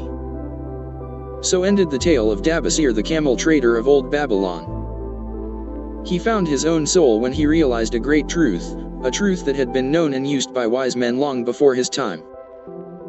It has led men of all ages out of difficulties and into success, and it will continue to do so for those who have the wisdom to understand its magic power. It is for any man to use who reads these lines. Where the determination is, the way can be found. The Clay Tablets from Babylon. St. Swithin's College, Nottingham University, Newark-on-Trent, Nottingham. October 21, 1934. Professor Franklin Caldwell, care of British Scientific Expedition, Hilla, Mesopotamia. My dear Professor, the 5 clay tablets from your recent excavation in the ruins of Babylon arrived on the same boat with your letter. I have been fascinated no end, and have spent many pleasant hours translating their inscriptions. I should have answered your letter at once, but delayed until I could complete the translations which are attached. The tablets arrived without damage, thanks to your careful use of preservatives and excellent packing. You will be as astonished as we in the laboratory at the story they relate. One expects the dim and distant past to speak of romance and adventure. Arabian Nights, sort of things, you know. When instead it discloses the problem of a person named Dabasir to pay off his debts, one realizes that conditions upon this old world have not changed as much in 5,000 years as one might expect. It's odd, you know, but these old inscriptions rather rag me, as the students say. Being a college professor, I am supposed to be a thinking human being possessing a working knowledge of most subjects. Yet, here comes this old chap out of the dust-covered ruins of Babylon to offer a way I had never heard of to pay off my debts and at the same time acquire gold to jingle in my wallet. Pleasant thought, I say, and interesting to prove whether it will work as well nowadays as it did in old Babylon. Mrs. Shrewsbury and myself are planning to try out his plan upon our own affairs, which could be much improved. Wishing you the best of luck in your worthy undertaking and waiting eagerly another opportunity to assist, I am yours sincerely, Alfred H. Shrewsbury, Department of Archaeology. Tablet 1. Now, when the moon becometh full, I, Dabasir, who am but recently returned from slavery in Syria, with the determination to pay my many just debts and become a man of means worthy of respect in my native city of Babylon, do here engrave upon the clay a permanent record of my affairs to guide and assist me in carrying through my high desires. Under the wise advice of my good friend Madan, the gold lender, I am determined to follow an exact plan that he doth say will lead any honorable man out of debt into means and self-respect. This plan includeth 3 purposes which are my hope and desire. First, the plan doth provide for my future prosperity. Therefore 1/10 of all I earn shall be set aside as my own to keep. For Madan speaketh wisely when he saith, that man who keepeth in his purse both gold and silver that he need not spend is good to his family and loyal to his king. The man who hath but a few coppers in his purse is indifferent to his family and indifferent to his king. But the man who hath naught in his purse is unkind to his family and is disloyal to his king, for his own heart is bitter. Therefore, the man who wisheth to achieve must have coin that he may keep to jingle in his purse, that he have in his heart love for his family and loyalty to his king. Second, the plan doth provide that I shall support and clothe my good wife who hath returned to me with loyalty from the house of her father. For Madan doth say that to take good care of a faithful wife putteth self-respect into the heart of a man and addeth strength and determination to his purposes. Therefore 7/10 of all I earn shall be used to provide a home, clothes to wear, and food to eat, with a bit extra to spend, that our lives be not lacking in pleasure and enjoyment. But he doth further enjoin the greatest care that we spend not greater than 7/10 of what I earn for these worthy purposes. Herein lieth the success of the plan. I must live upon this portion and never use more nor buy what I may not pay for out of this portion. Tablet T-Wo. Third, the plan doth provide that out of my earnings my debts shall be paid. Therefore each time the moon is full, 2/10 of all I have earned shall be divided honorably and fairly among those who have trusted me and to whom I am indebted. Thus in due time will all my indebtedness be surely paid. Therefore, do I here engrave the name of every man to whom I am indebted and the honest amount of my debt. Pharaoh, the cloth weaver, 2 silver, 6 copper. Shijar, the couch maker, 1 silver. Amr, my friend, 3 silver, 1 copper. Zangkar, my friend, 4 silver, 7 copper. Askamir, my friend, 1 silver, 3 copper. Hurinsur, the jewel maker, 6 silver, 2 copper. Diarbekir, my father's friend, 4 silver, 1 copper. Al-Kahud, the house owner, 14 silver. Madan, the gold lender, 9 silver. Bayarjik, the farmer, I silver, 7 copper. Tablet 3. To these creditors do I owe in total 119 pieces of silver and 141 pieces of copper. Because I did owe these sums and saw no way to repay, in my folly I did permit my wife to return to her father and didst leave my native city and seek easy wealth elsewhere, only to find disaster and to see myself sold into the degradation of slavery. Now that Madan doth show me how I can repay my debts in small sums of my earnings, do I realize the great extent of my folly in running away from the results of my extravagances. Therefore have I visited my creditors and explained to them that I have no resources with which to pay except my ability to earn, and that I intend to apply 2/10 of all I earn upon my indebtedness evenly and honestly. This much can I pay but no more. Therefore if they be patient, in time my obligations will be paid in full. Amr, whom I thought my best friend, reviled me bitterly and I left him in humiliation. Bayarjik, the farmer, pleaded that I pay him first as he didst badly need help. Al-Kahud, the house owner, was indeed disagreeable and insisted that he would make me trouble unless I didst soon settle in full with him. All the rest willingly accepted my proposal. Therefore am I more determined than ever to carry through, being convinced that it is easier to pay one's just debts than to avoid them. Even though I cannot meet the needs and demands of a few of my creditors, I will deal impartially with all. Tablet FR. Again the moon shines full. I have worked hard with a free mind. My good wife hath supported my intentions to pay my creditors. Because of our wise determination, I have earned during the past moon, buying camels of sound wind and good legs, for Nebatur, the sum of 19 pieces of silver. This I have divided according to the plan. 1/10 have I set aside to keep as my own, 7/10 have I divided with my good wife to pay for our living. 2/10 have I divided among my creditors as evenly as could be done in coppers. I did not see Amr but left it with his wife. Bayarjik was so pleased he would kiss my hand.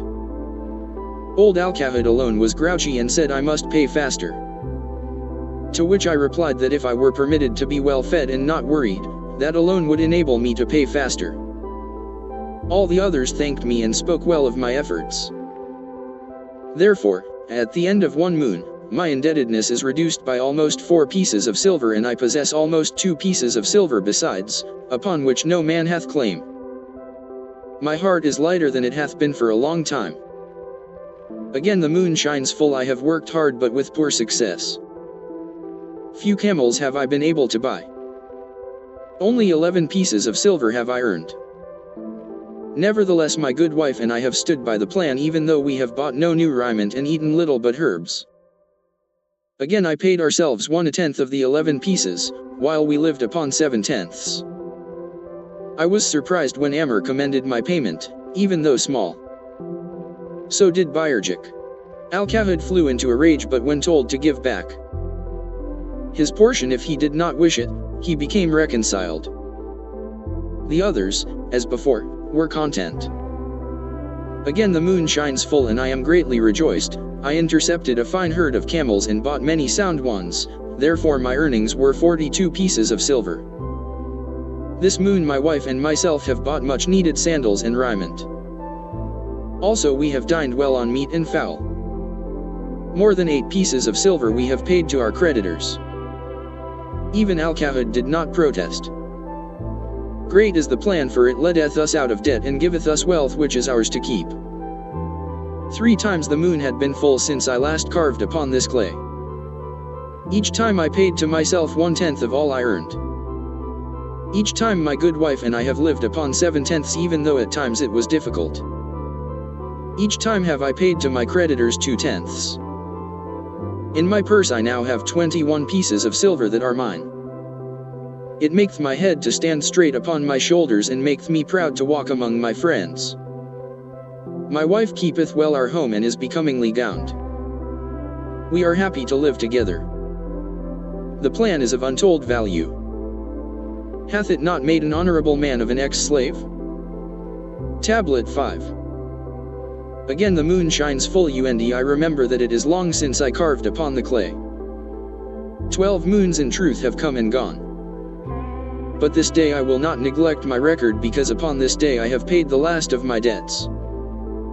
This is the day upon which my good wife and my thankful self celebrate with great feasting that our determination hath been achieved. Many things occurred upon my final visit to my creditors that I shall long remember. Amr begged my forgiveness for his unkind words, and said that I was one of all others he most desired for a friend.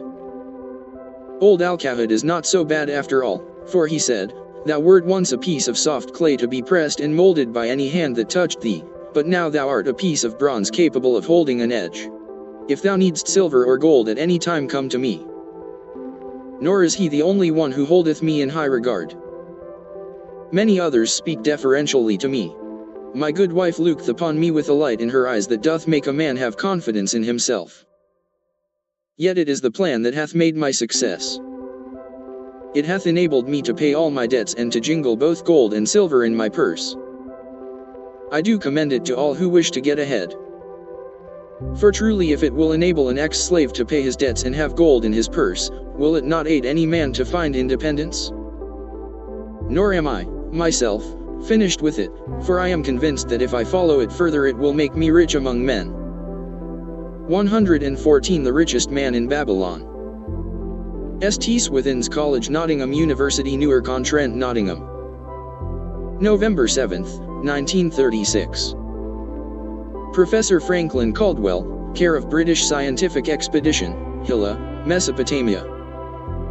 My dear Professor, if, in your further digging into those ruins of Babylon, you encounter the ghost of a former resident, an old camel trader named Dabasir, do me a favor. Tell him that his scribbling upon those clay tablets, so long ago, has earned for him the lifelong gratitude of a couple of college folks back here in England. You will possibly remember my writing a year ago that Mrs. Shrewsbury and myself intended to try his plan for getting out of debt and at the same time having gold to jingle. You may have guessed, even though we tried to keep it from our friends, our desperate straits. We were frightfully humiliated for years by a lot of old debts, and worried sick for fear some of the tradespeople might start a scandal that would force me out of the college. We paid and paid every shilling we could squeeze out of income, but it was hardly enough to hold things even. Besides, we were forced to do all our buying where we could get further credit regardless of higher costs. It developed into one of those vicious circles that grow worse instead of better. Our struggles were getting hopeless. We could not move to less costly rooms because we owed the landlord.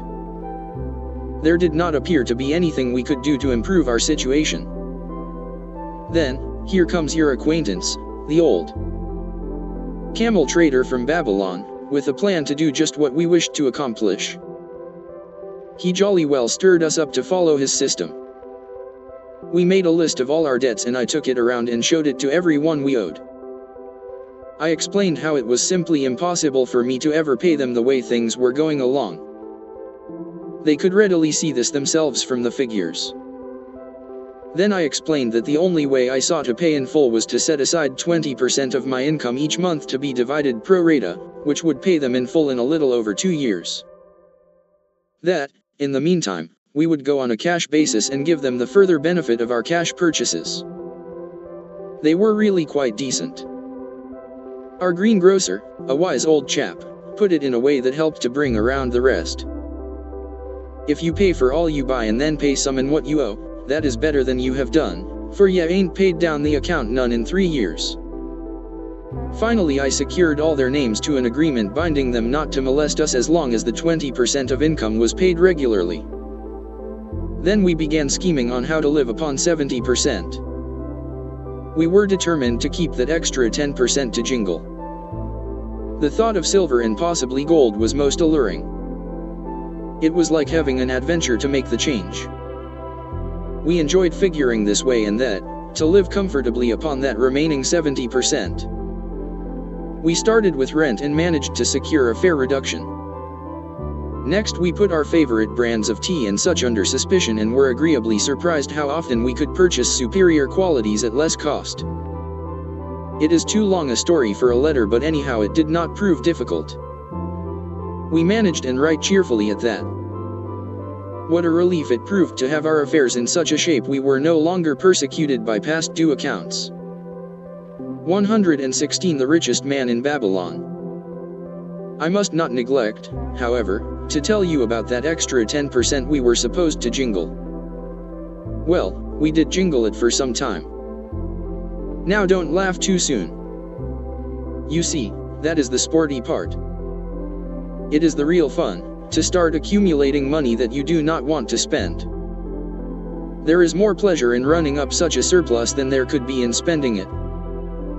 After we had jingled to our heart's content, we found a more profitable use for it. We took up an investment upon which we could pay the 10% each month.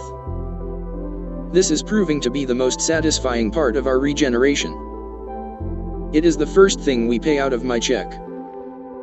There is a most gratifying sense of security to know our investment is growing steadily. By the time my teaching days are over it should be a snug sum, large enough so the income will take care of us from then on. All this out of my same old check. Difficult to believe, yet absolutely true. All our debts being gradually paid and at the same time our investment increasing. Besides we get along, financially, even better than before. Who would believe there could be such a difference in results between following a financial plan and just drifting along? At the end of the next year, when all our old bills shall have been paid, we will have more to pay upon our investment besides some extra for travel. We are determined never again to permit our living expenses to exceed 70% of our income. Now you can understand why we would like to extend our personal thanks to that old chap whose plan saved us from our hell on earth. He knew. He had been through it all. He wanted others to benefit from his own bitter experiences. That is why he spent tedious hours carving his message upon the clay. He had a real message for fellow sufferers, a message so important that after 5,000 years it has risen out of the ruins of Babylon, just as true and just as vital as the day it was buried. Yours sincerely, Alfred H. Shrewsbury, Department of Archaeology. The luckiest man in Babylon. At the head of his caravan, proudly rode Sharonada, the merchant prince of Babylon. He liked fine cloth and wore rich and becoming robes. He liked fine animals and sat easily upon his spirited Arabian stallion. To look at him one would hardly have guessed his advanced years. Certainly they would not have suspected that he was inwardly troubled. The journey from Damascus is long and the hardships of the desert many. These he minded not. The Arab tribes are fierce and eager to loot rich caravans. These he feared not, for his many fleet-mounted guards were a safe protection. About the youth at his side, whom he was bringing from Damascus, was he disturbed. This was Hayden Gula, the grandson of his partner of other years, Arad Gula, to whom he felt he owed a debt of gratitude which could never be repaid. He would like to do something for this grandson, but the more he considered this, the more difficult it seemed because of the youth himself. Eyeing the young man's rings and earrings, he thought to himself, he thinks jewels are for men, still he has his grandfather's strong face. But his grandfather wore no such gaudy robes. Yet, I sought him to come, hoping I might help him get a start for himself and get away from the wreck his father has made of their inheritance. Hayden Gula broke in upon his thoughts. Why dost thou work so hard, riding always with thy caravan upon its long journeys? Dost thou never take time to enjoy life? Sharonada smiled. To enjoy life, he repeated. What wouldst thou do to enjoy life if thou wert Sharonada?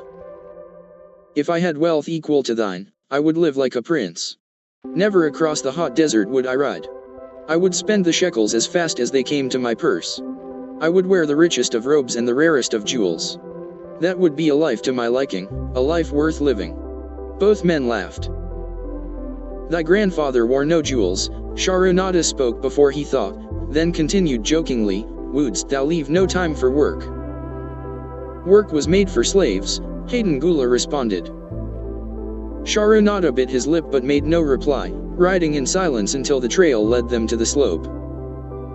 Here he reined his mount and pointing to the green valley far away, see, there is the valley. Look far down and thou canst faintly see the walls of Babylon. The tower is the temple of Bel. If thine eyes are sharp thou mayest even see the smoke from the eternal fire upon its crest. So that is Babylon? Always have I longed to see the wealthiest city in all the world, Hayden Gula commented. Babylon, where my grandfather started his fortune. Would he were still alive. We would not be so sorely pressed. Why wish his spirit to linger on earth beyond its allotted time? Thou and thy father can well carry on his good work. Alas, of us, neither has his gift. Father and myself know not his secret for attracting the golden shekels. Sharonada did not reply but gave rein to his mount and rode thoughtfully down the trail to the valley. Behind them followed the caravan in a cloud of reddish dust. Some time later they reached the King's Highway and turned south through the irrigated farms. 3 old men plowing a field caught Sharonada's attention. They seemed strangely familiar. How ridiculous.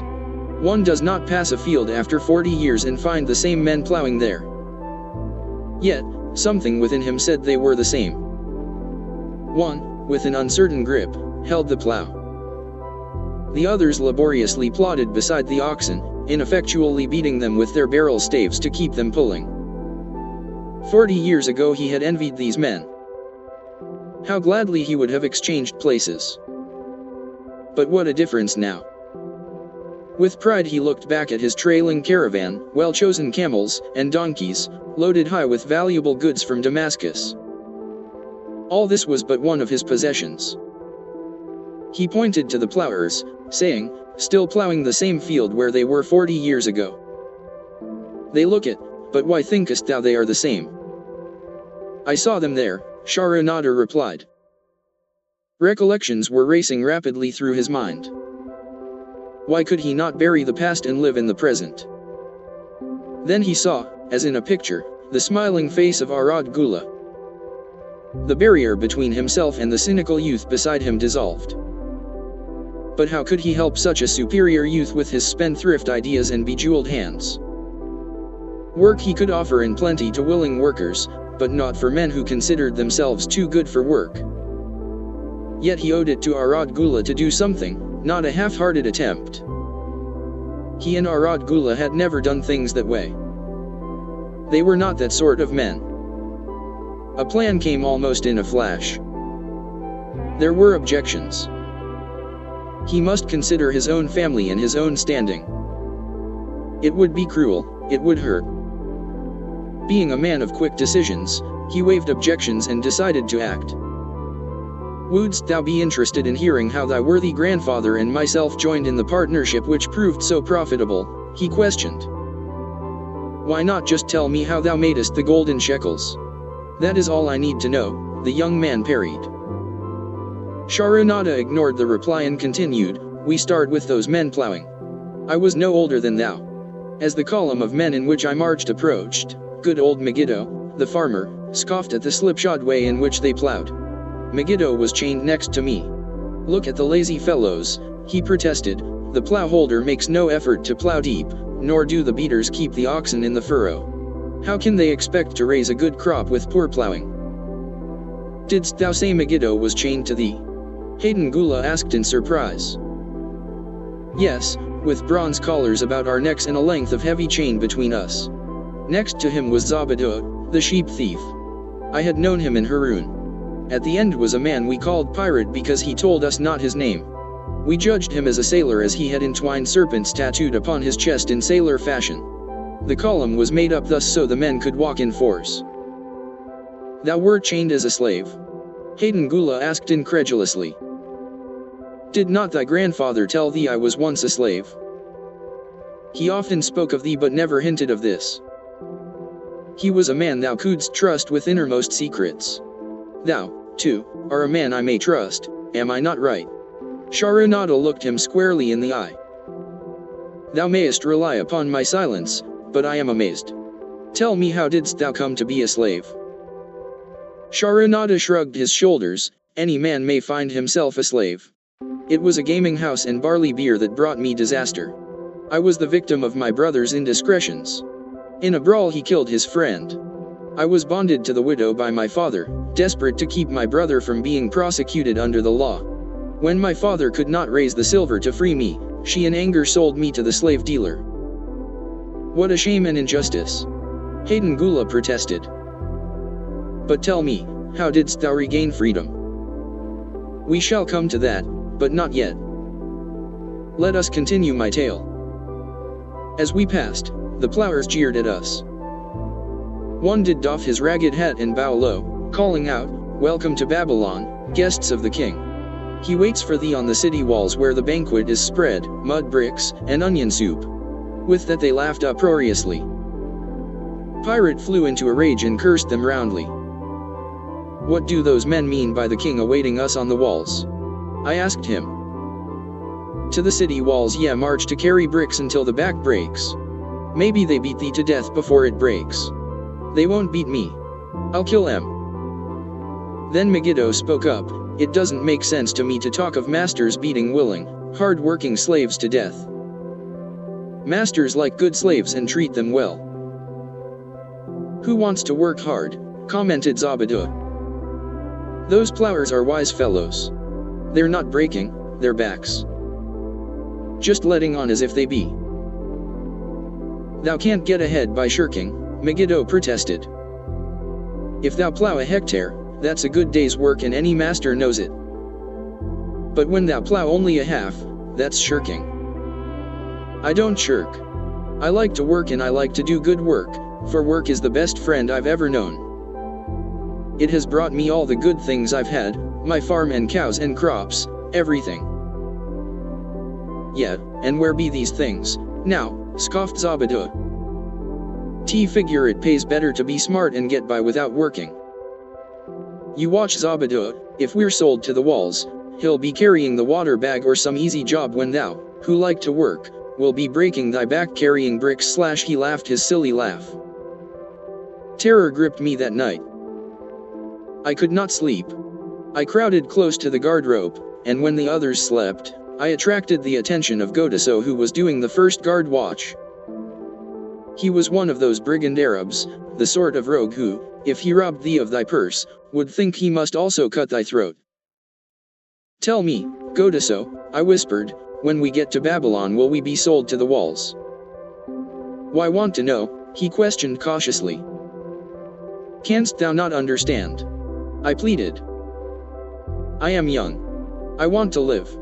I don't want to be worked or beaten to death on the walls.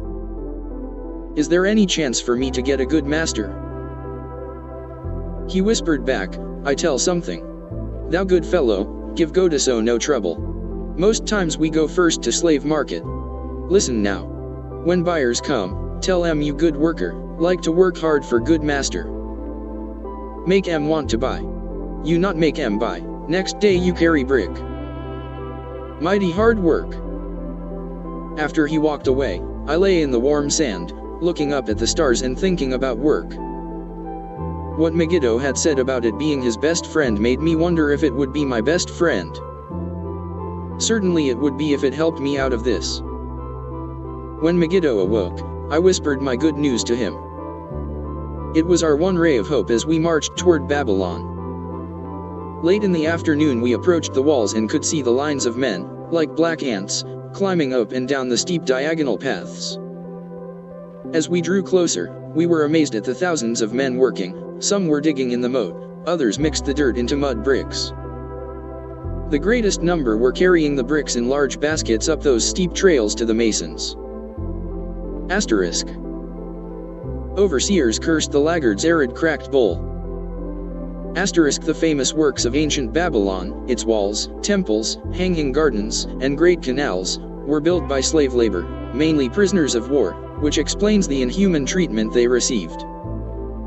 This force of workmen also included many citizens of Babylon and its provinces who had been sold into slavery because of crimes or financial troubles.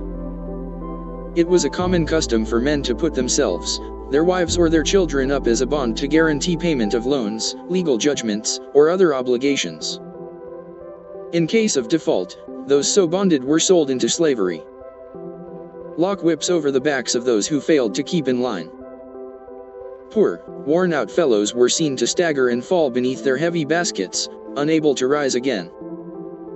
If the lash failed to bring them to their feet, they were pushed to the side of the paths and left writhing in agony. Soon they would be dragged down to join other craven bodies beside the roadway to await unsanctified graves. As I beheld the ghastly sight, I shuddered.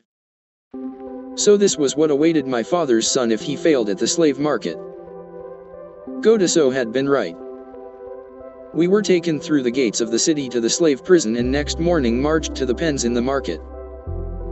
Here the rest of the men huddled in fear and only the whips of our guard could keep them moving so the buyers could examine them.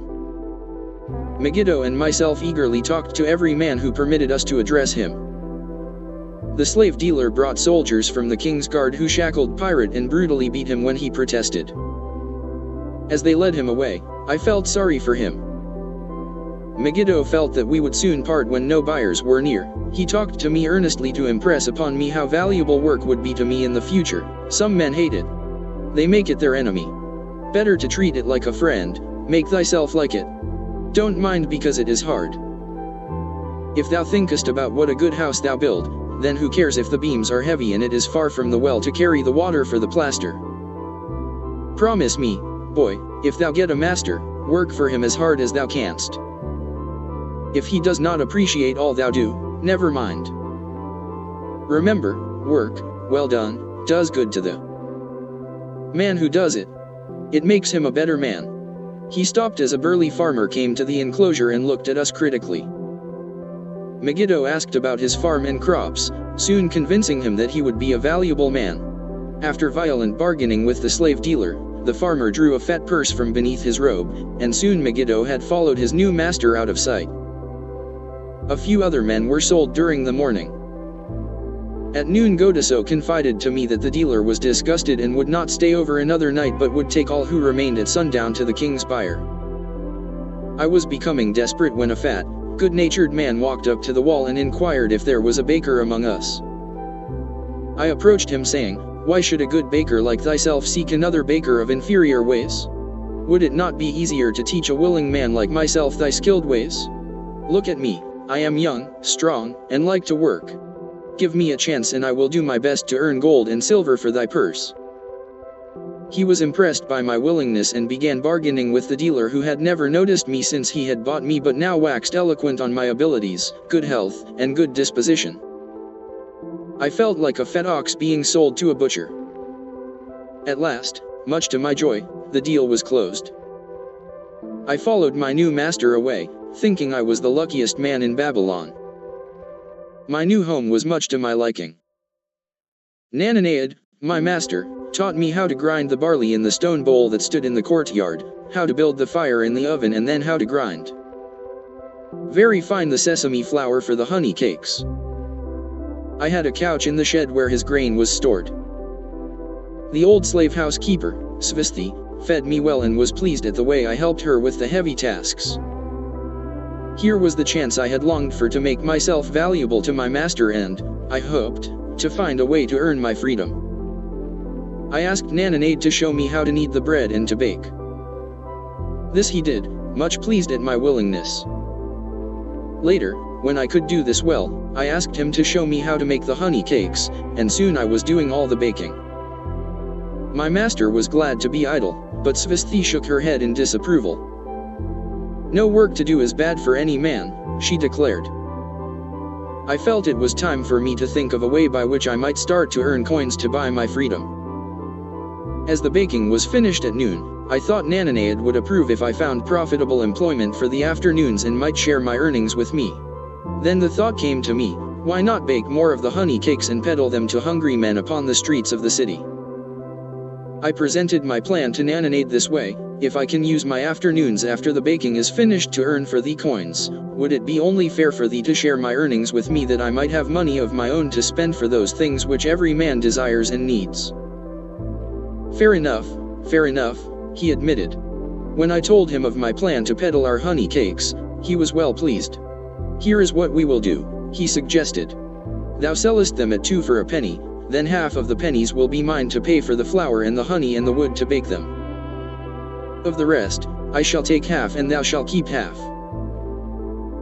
128. The richest man in Babylon. I was much pleased by his generous offer that I might keep for myself 1/4 of my sales. That night one worked late to make a tray upon which to display them. Nanaid gave me one of his worn robes that I might look well, and Svesthi helped me patch it and wash it clean. The next day I baked an extra supply of honey cakes. They looked brown and tempting upon the tray as one went along the street loudly calling my wares. At first no one seemed interested, and I became discouraged. I kept on, and later in the afternoon, as men became hungry, the cakes began to sell and soon my tray was empty.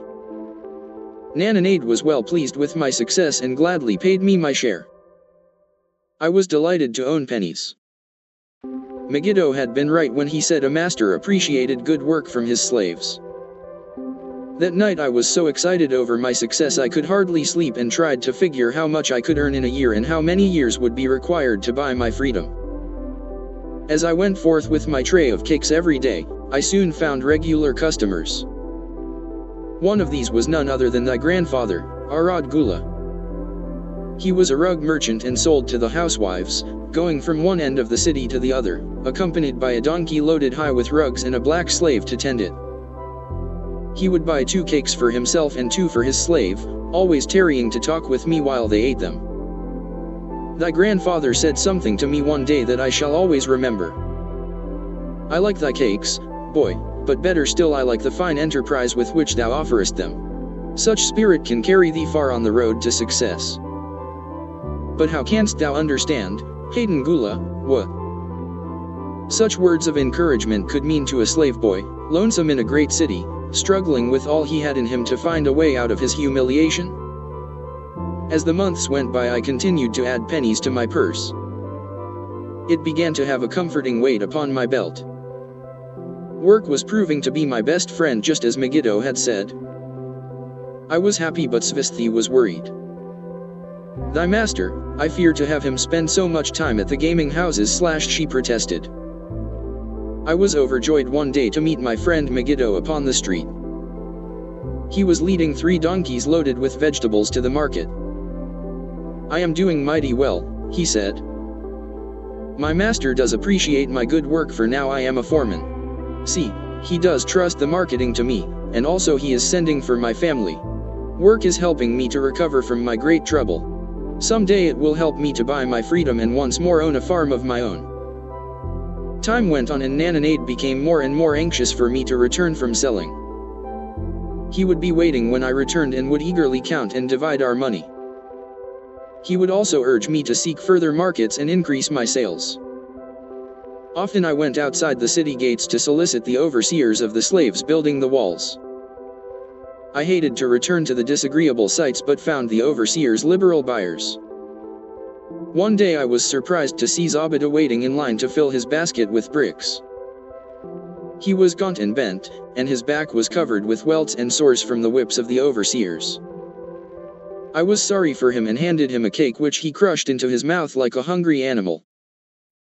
Seeing the greedy look in his eyes, I ran before he could grab my tray. Why dost thou work so hard? Arad Gula said to me one day. Almost the same question thou asked of me today, dost thou remember?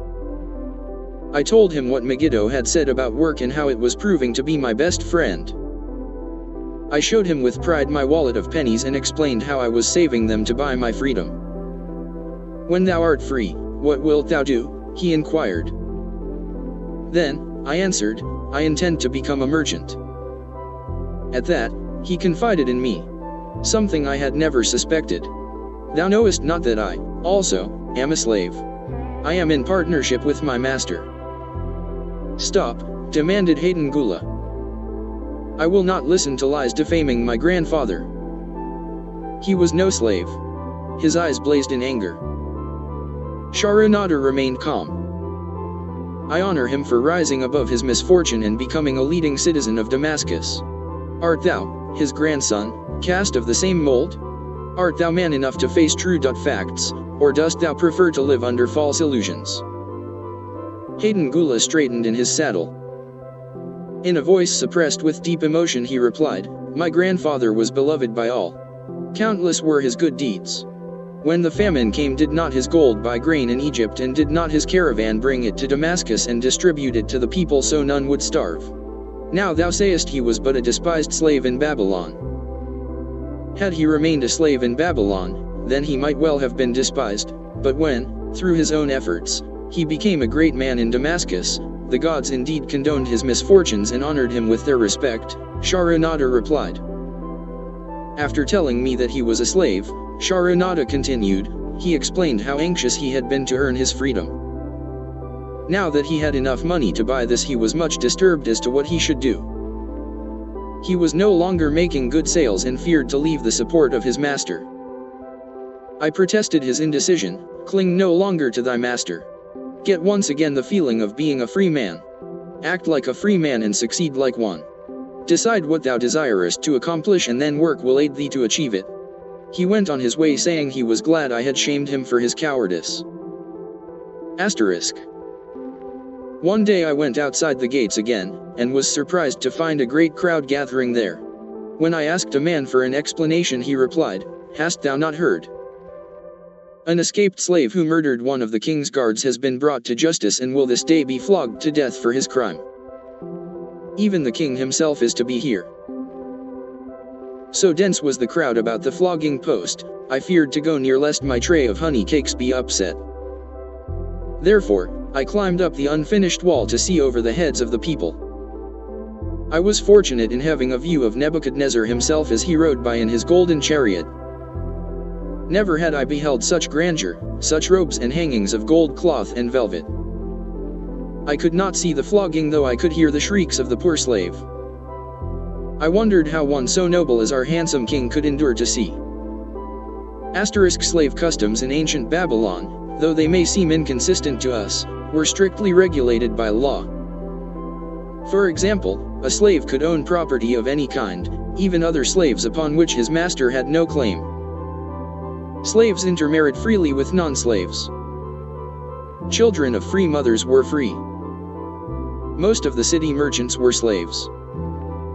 Many of these were in partnership with their masters and wealthy in their own right. Such suffering, yet when I saw he was laughing and joking with his nobles, I knew he was cruel and understood why such inhuman tasks were demanded of the slaves building the walls.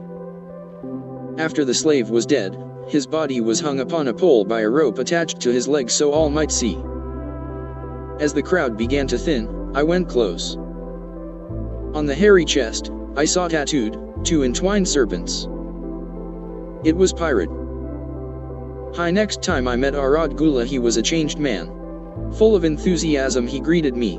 Behold, the slave thou knewest is now a free man. There was magic in thy words. Already my sales and my profits are increasing. My wife is overjoyed. She was a free woman, the niece of my master. She much desires that we move to a strange city where no man shall know I was once a slave. Thus our children shall be above reproach for their father's misfortune. Work has become my best helper. It has enabled me to recapture my confidence and my skill to sell. I was overjoyed that I had been able, even in a small way, to repay him for the encouragement he had given me. One evening Svasthi came to me in deep distress. Thy master is in trouble. I fear for him. Some months ago he lost much at the gaming tables. He pays not the farmer for his grain nor his honey. He pays not the money lender. They are angry and threaten him. Why should we worry over his folly? We are not his keepers, I replied thoughtlessly. Foolish youth, thou understandest not. To the money lender didst he give thy title to secure a loan. Under the law he can claim thee and sell thee. I know not what to do. He is a good master. Why? Oh why, should such trouble come upon him? Not worse vist these fears groundless. While I was doing the baking next morning, the money lender returned with a man he called Sussy. This man looked me over and said I would do. The money lender waited not for my master to return but told Svisthi to tell him he had taken me. With only the robe on my back and the purse of pennies hanging safely from my belt, I was hurried away from the unfinished baking. I was whirled away from my dearest hopes as the hurricane snatches the tree from the forest and casts it into the surging sea. Again a gaming house and barley beer had caused me disaster. Sussy was a blunt, gruff man. As he led me across the city, I told him of the good work I had been doing for Nananate and said I hoped to do good work for him. His reply offered no encouragement. "T like not this work. My master likes it not. The king has told him to send me to build a section of the Grand Canal. Master tells Sussy to buy more slaves, work hard and finish quick. Bah, how can any man finish a big job quick? Picture a desert with not a tree, just low shrubs and a sun burning with such fury the water in our barrels became so hot we could scarcely drink it. Then picture rows of men, going down into the deep excavation and lugging heavy baskets of dirt up soft, dusty trails from daylight until dark. Picture food served in open troughs from which we helped ourselves like swine. We had no tents, no straw for beds. That was the situation in which I found myself. I buried my wallet in a marked spot, wondering if I would ever dig it up again. At first I worked with good will, but as the months dragged on, I felt my spirit breaking. Then, the heat fever took hold of my weary body.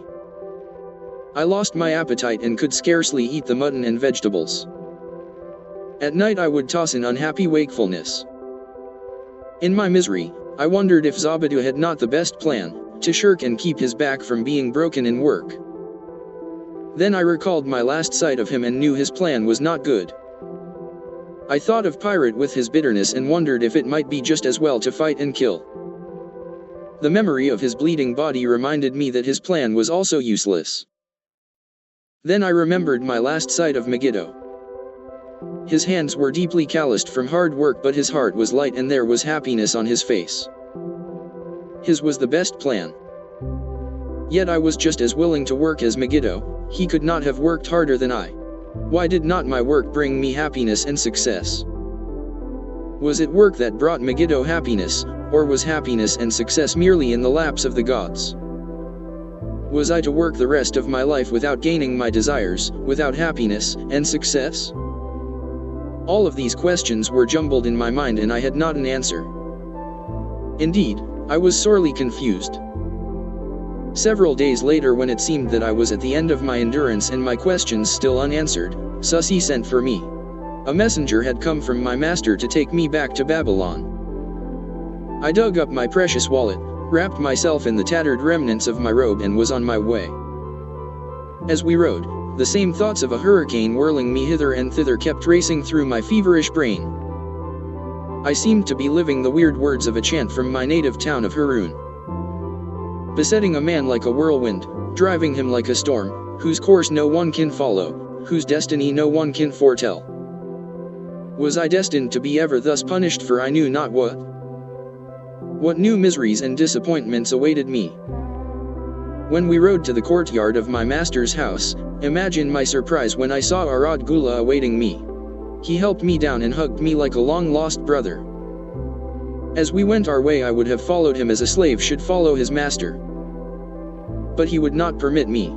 He put his arm about me, saying, "I hunted everywhere for thee. When I had almost given up hope, I did meet Svisthi who told me of the money lender, who directed me to thy noble owner.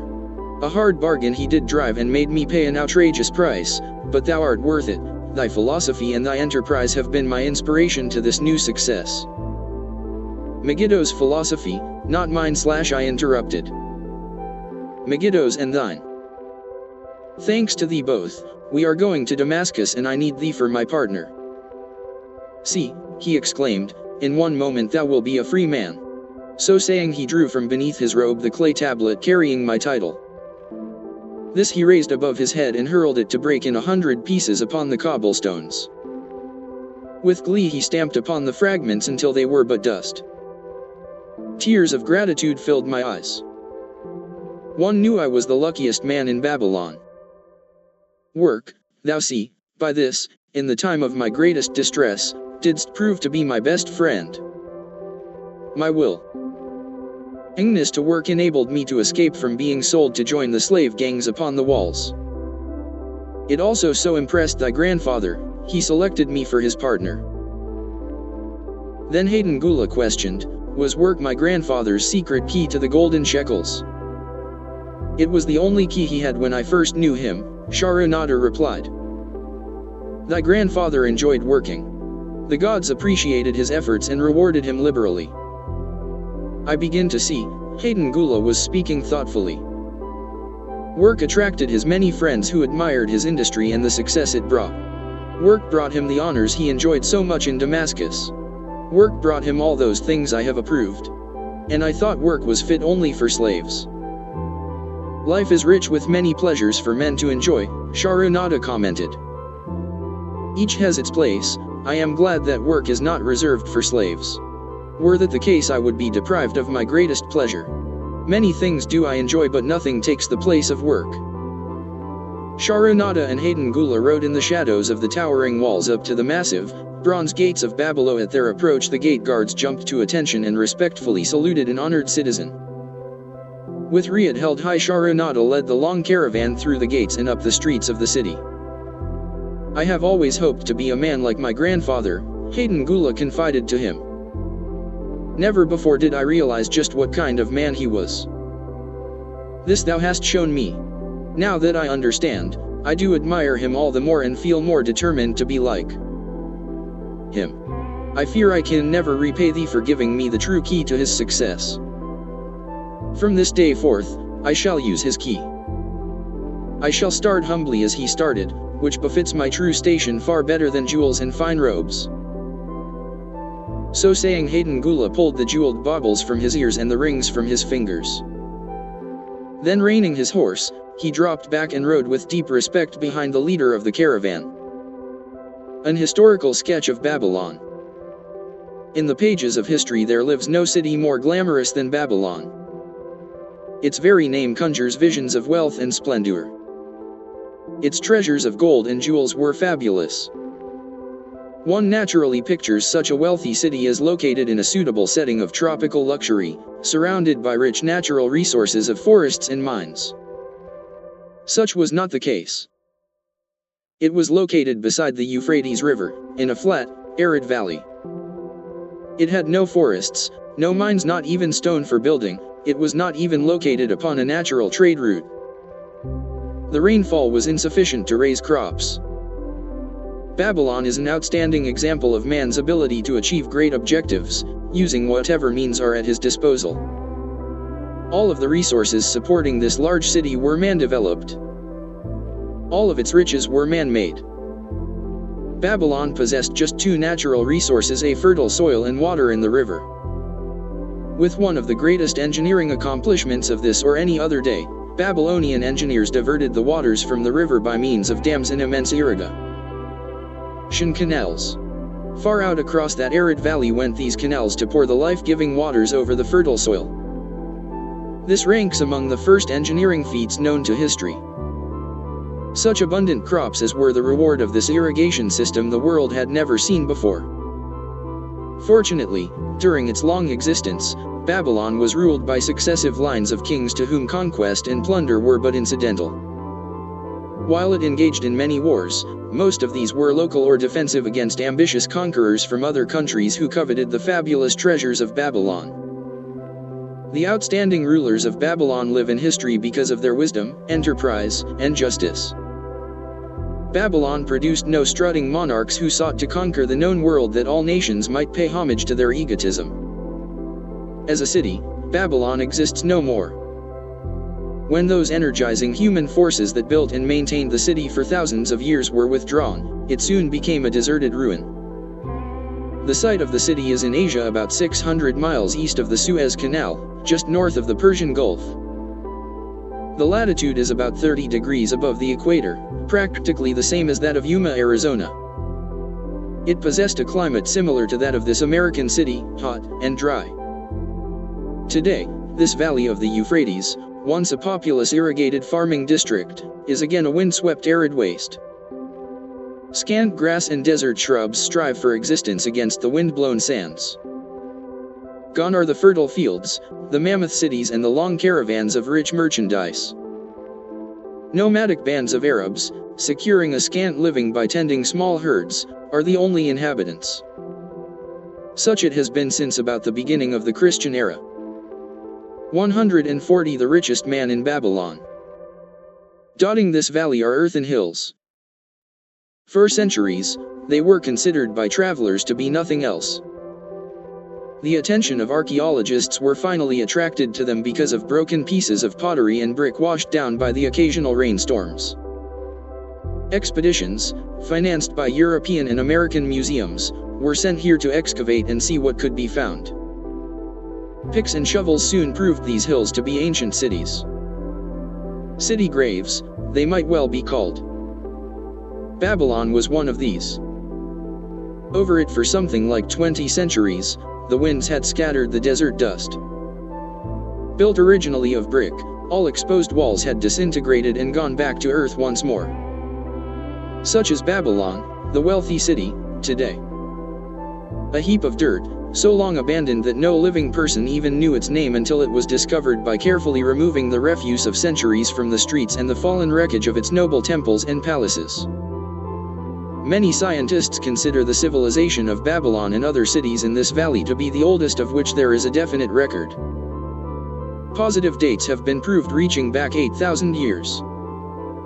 An interesting fact in this connection is the means used to determine these dates. Uncovered in the ruins of Babylon were descriptions of an eclipse of the sun. Modern astronomers readily computed the time when such an eclipse, visible in Babylon, occurred and thus established a known relationship between their calendar and our own. In this way, we have proved that 8,000 years ago, the Sumerites, who inhabited Babylonia, were living in walled cities. One can only conjecture for how many centuries previous such cities had existed. Their inhabitants were not mere barbarians living within protecting walls. They were an educated and enlightened people. So far as written history goes, they were the first engineers, the first astronomers, the first mathematicians, the first financiers, and the first people to have a written language. Mention has already been made of the irrigation systems which transformed the arid valley into an agricultural paradise. The remains of these canals can still be traced, although they are mostly filled with accumulated sand. Some of them were of such size that, when empty of water, a dozen horses could be ridden abreast along their bottoms. In size they compare favorably with the largest canals in Colorado and Utah. In addition to irrigating the valley lands, Babylonian engineers completed another project of similar magnitude. By means of an elaborate drainage system they reclaimed an immense area of swampland at the mouths of the Euphrates and Tigris rivers and put this also under cultivation. Herodotus, the Greek traveler and historian, visited Babylon while it was in its prime and has given us the only known description by an outsider. His writings give a graphic description of the city and some of the unusual customs of its people. He mentions the remarkable fertility of the soil and the bountiful harvest of wheat and barley which they produced. The glory of Babylon has faded, but its wisdom has been preserved for us. For this we are indebted to their form of records. In that distant day, the use of paper had not been invented. Instead, they laboriously engraved their writing upon tablets of moist clay. When completed, these were baked and became hard tile. In size, they were about 6 by 8 inches, and an inch in thickness. These clay tablets, as they are commonly called, were used much as we use modern forms of writing. Upon them were engraved legends, poetry, history, transcriptions of royal decrees, the laws of the land, titles to property, promissory notes, and even letters which were dispatched by messengers to distant cities. From these clay tablets we are permitted an insight into the intimate, personal affairs of the people. For example, one tablet, evidently from the records of a country storekeeper, relates that upon the given date a certain named customer brought in a cow and exchanged it for 7 sacks of wheat, 3 being delivered at the time and the other 4 to await the customer's pleasure. Safely buried in the wrecked cities, archaeologists have recovered entire libraries of these tablets, hundreds of thousands of them. One of the outstanding wonders of Babylon was the immense walls surrounding the city. The ancients ranked them with the Great Pyramid of Egypt as belonging to the 7 wonders of the world. Queen Semiramis is credited with having erected the first walls during the early history of the city. Modern excavators have been unable to find any trace of the original walls, nor is their exact height known. From mention made by early writers, it is estimated they were about 50 to 60 feet high, faced on the outer side with burnt brick and further protected by a deep moat of water. The later and more famous walls were started about 600 years before the time of Christ by King Nabopolassar. Upon such a gigantic scale did he plan the rebuilding, he did not live to see the work finished. This was left to his son, Nebuchadnezzar, whose name is familiar in biblical history. The height and length of these later walls staggers belief. They are reported upon reliable authority to have been about 160 feet high, the equivalent of the height of a modern 15-story office building. The total length is estimated as between 9 and 11 miles. So wide was the top that a 6-horse chariot could be driven around them. Of this tremendous structure, little now remains except portions of the foundations and the moat. In addition to the ravages of the elements, the Arabs completed the destruction by quarrying the brick for building purposes elsewhere. Against the walls of Babylon marched, in turn, the victorious armies of almost every conqueror of that age of wars of conquest. A host of kings laid siege to Babylon, but always in vain. Invading armies of that day were not to be considered lightly. Historians speak of such units as 10,000 horsemen, 25,000 chariots, 1,200 regiments of foot soldiers with 1,000 men to the regiment. Often 2 or 3 years of preparation would be required to assemble war materials and depots of food along the proposed line of march. The city of Babylon was organized much like a modern city. There were streets and shops. Peddlers offered their wares through residential districts. Priests officiated in magnificent temples. Within the city was an inner enclosure for the royal palaces. The walls about this were said to have been higher than those about the city. The Babylonians were skilled in the arts. These included sculpture, painting, weaving, gold working and the manufacture of metal weapons and agricultural implements. Their jewelers created most artistic jewelry. Many samples have been recovered from the graves of its wealthy citizens and are now on exhibition in the leading museums of the world. At a very early period when the rest of the world was still hacking at trees with stone-headed axes, or hunting and fighting with flint-pointed spears and arrows, the Babylonians were using axes, spears and arrows with metal heads. The Babylonians were clever financiers and traders. So far as we know, they were the original inventors of money as a means of exchange, of promissory notes and written titles to property. Babylon was never entered by hostile armies until about 540 years before the birth of Christ. Even then the walls were not captured. The story of the fall of Babylon is most unusual. Cyrus, one of the great conquerors of that period, intended to attack the city and hoped to take its impregnable walls. Advisors of Nabonidus, the king of Babylon, persuaded him to go forth to meet Cyrus and give him battle without waiting for the city to be besieged. In the succeeding defeat to the Babylonian army, it fled away from the city. Cyrus, thereupon, entered the open gates and took possession without resistance. Thereafter the power and prestige of the city gradually waned until, in the course of a few hundred years, it was eventually abandoned, deserted, left for the winds and storms to level once again to that desert earth from which its grandeur had originally been built. Babylon had fallen, never to rise again, but to its civilization owes much. The eons of time have crumbled to dust the proud walls of its temples, but the wisdom of Babylon endures. Business success through personal growth. Quality is free. Philip B. Crosby 626,854. This book details easy-to-implement programs designed to benefit any management team. It clearly and concisely explains how to manage quality so that it becomes a profit source. The executive who spends half a day digesting this book may find it one of the most valuable investments of time he or she has ever made.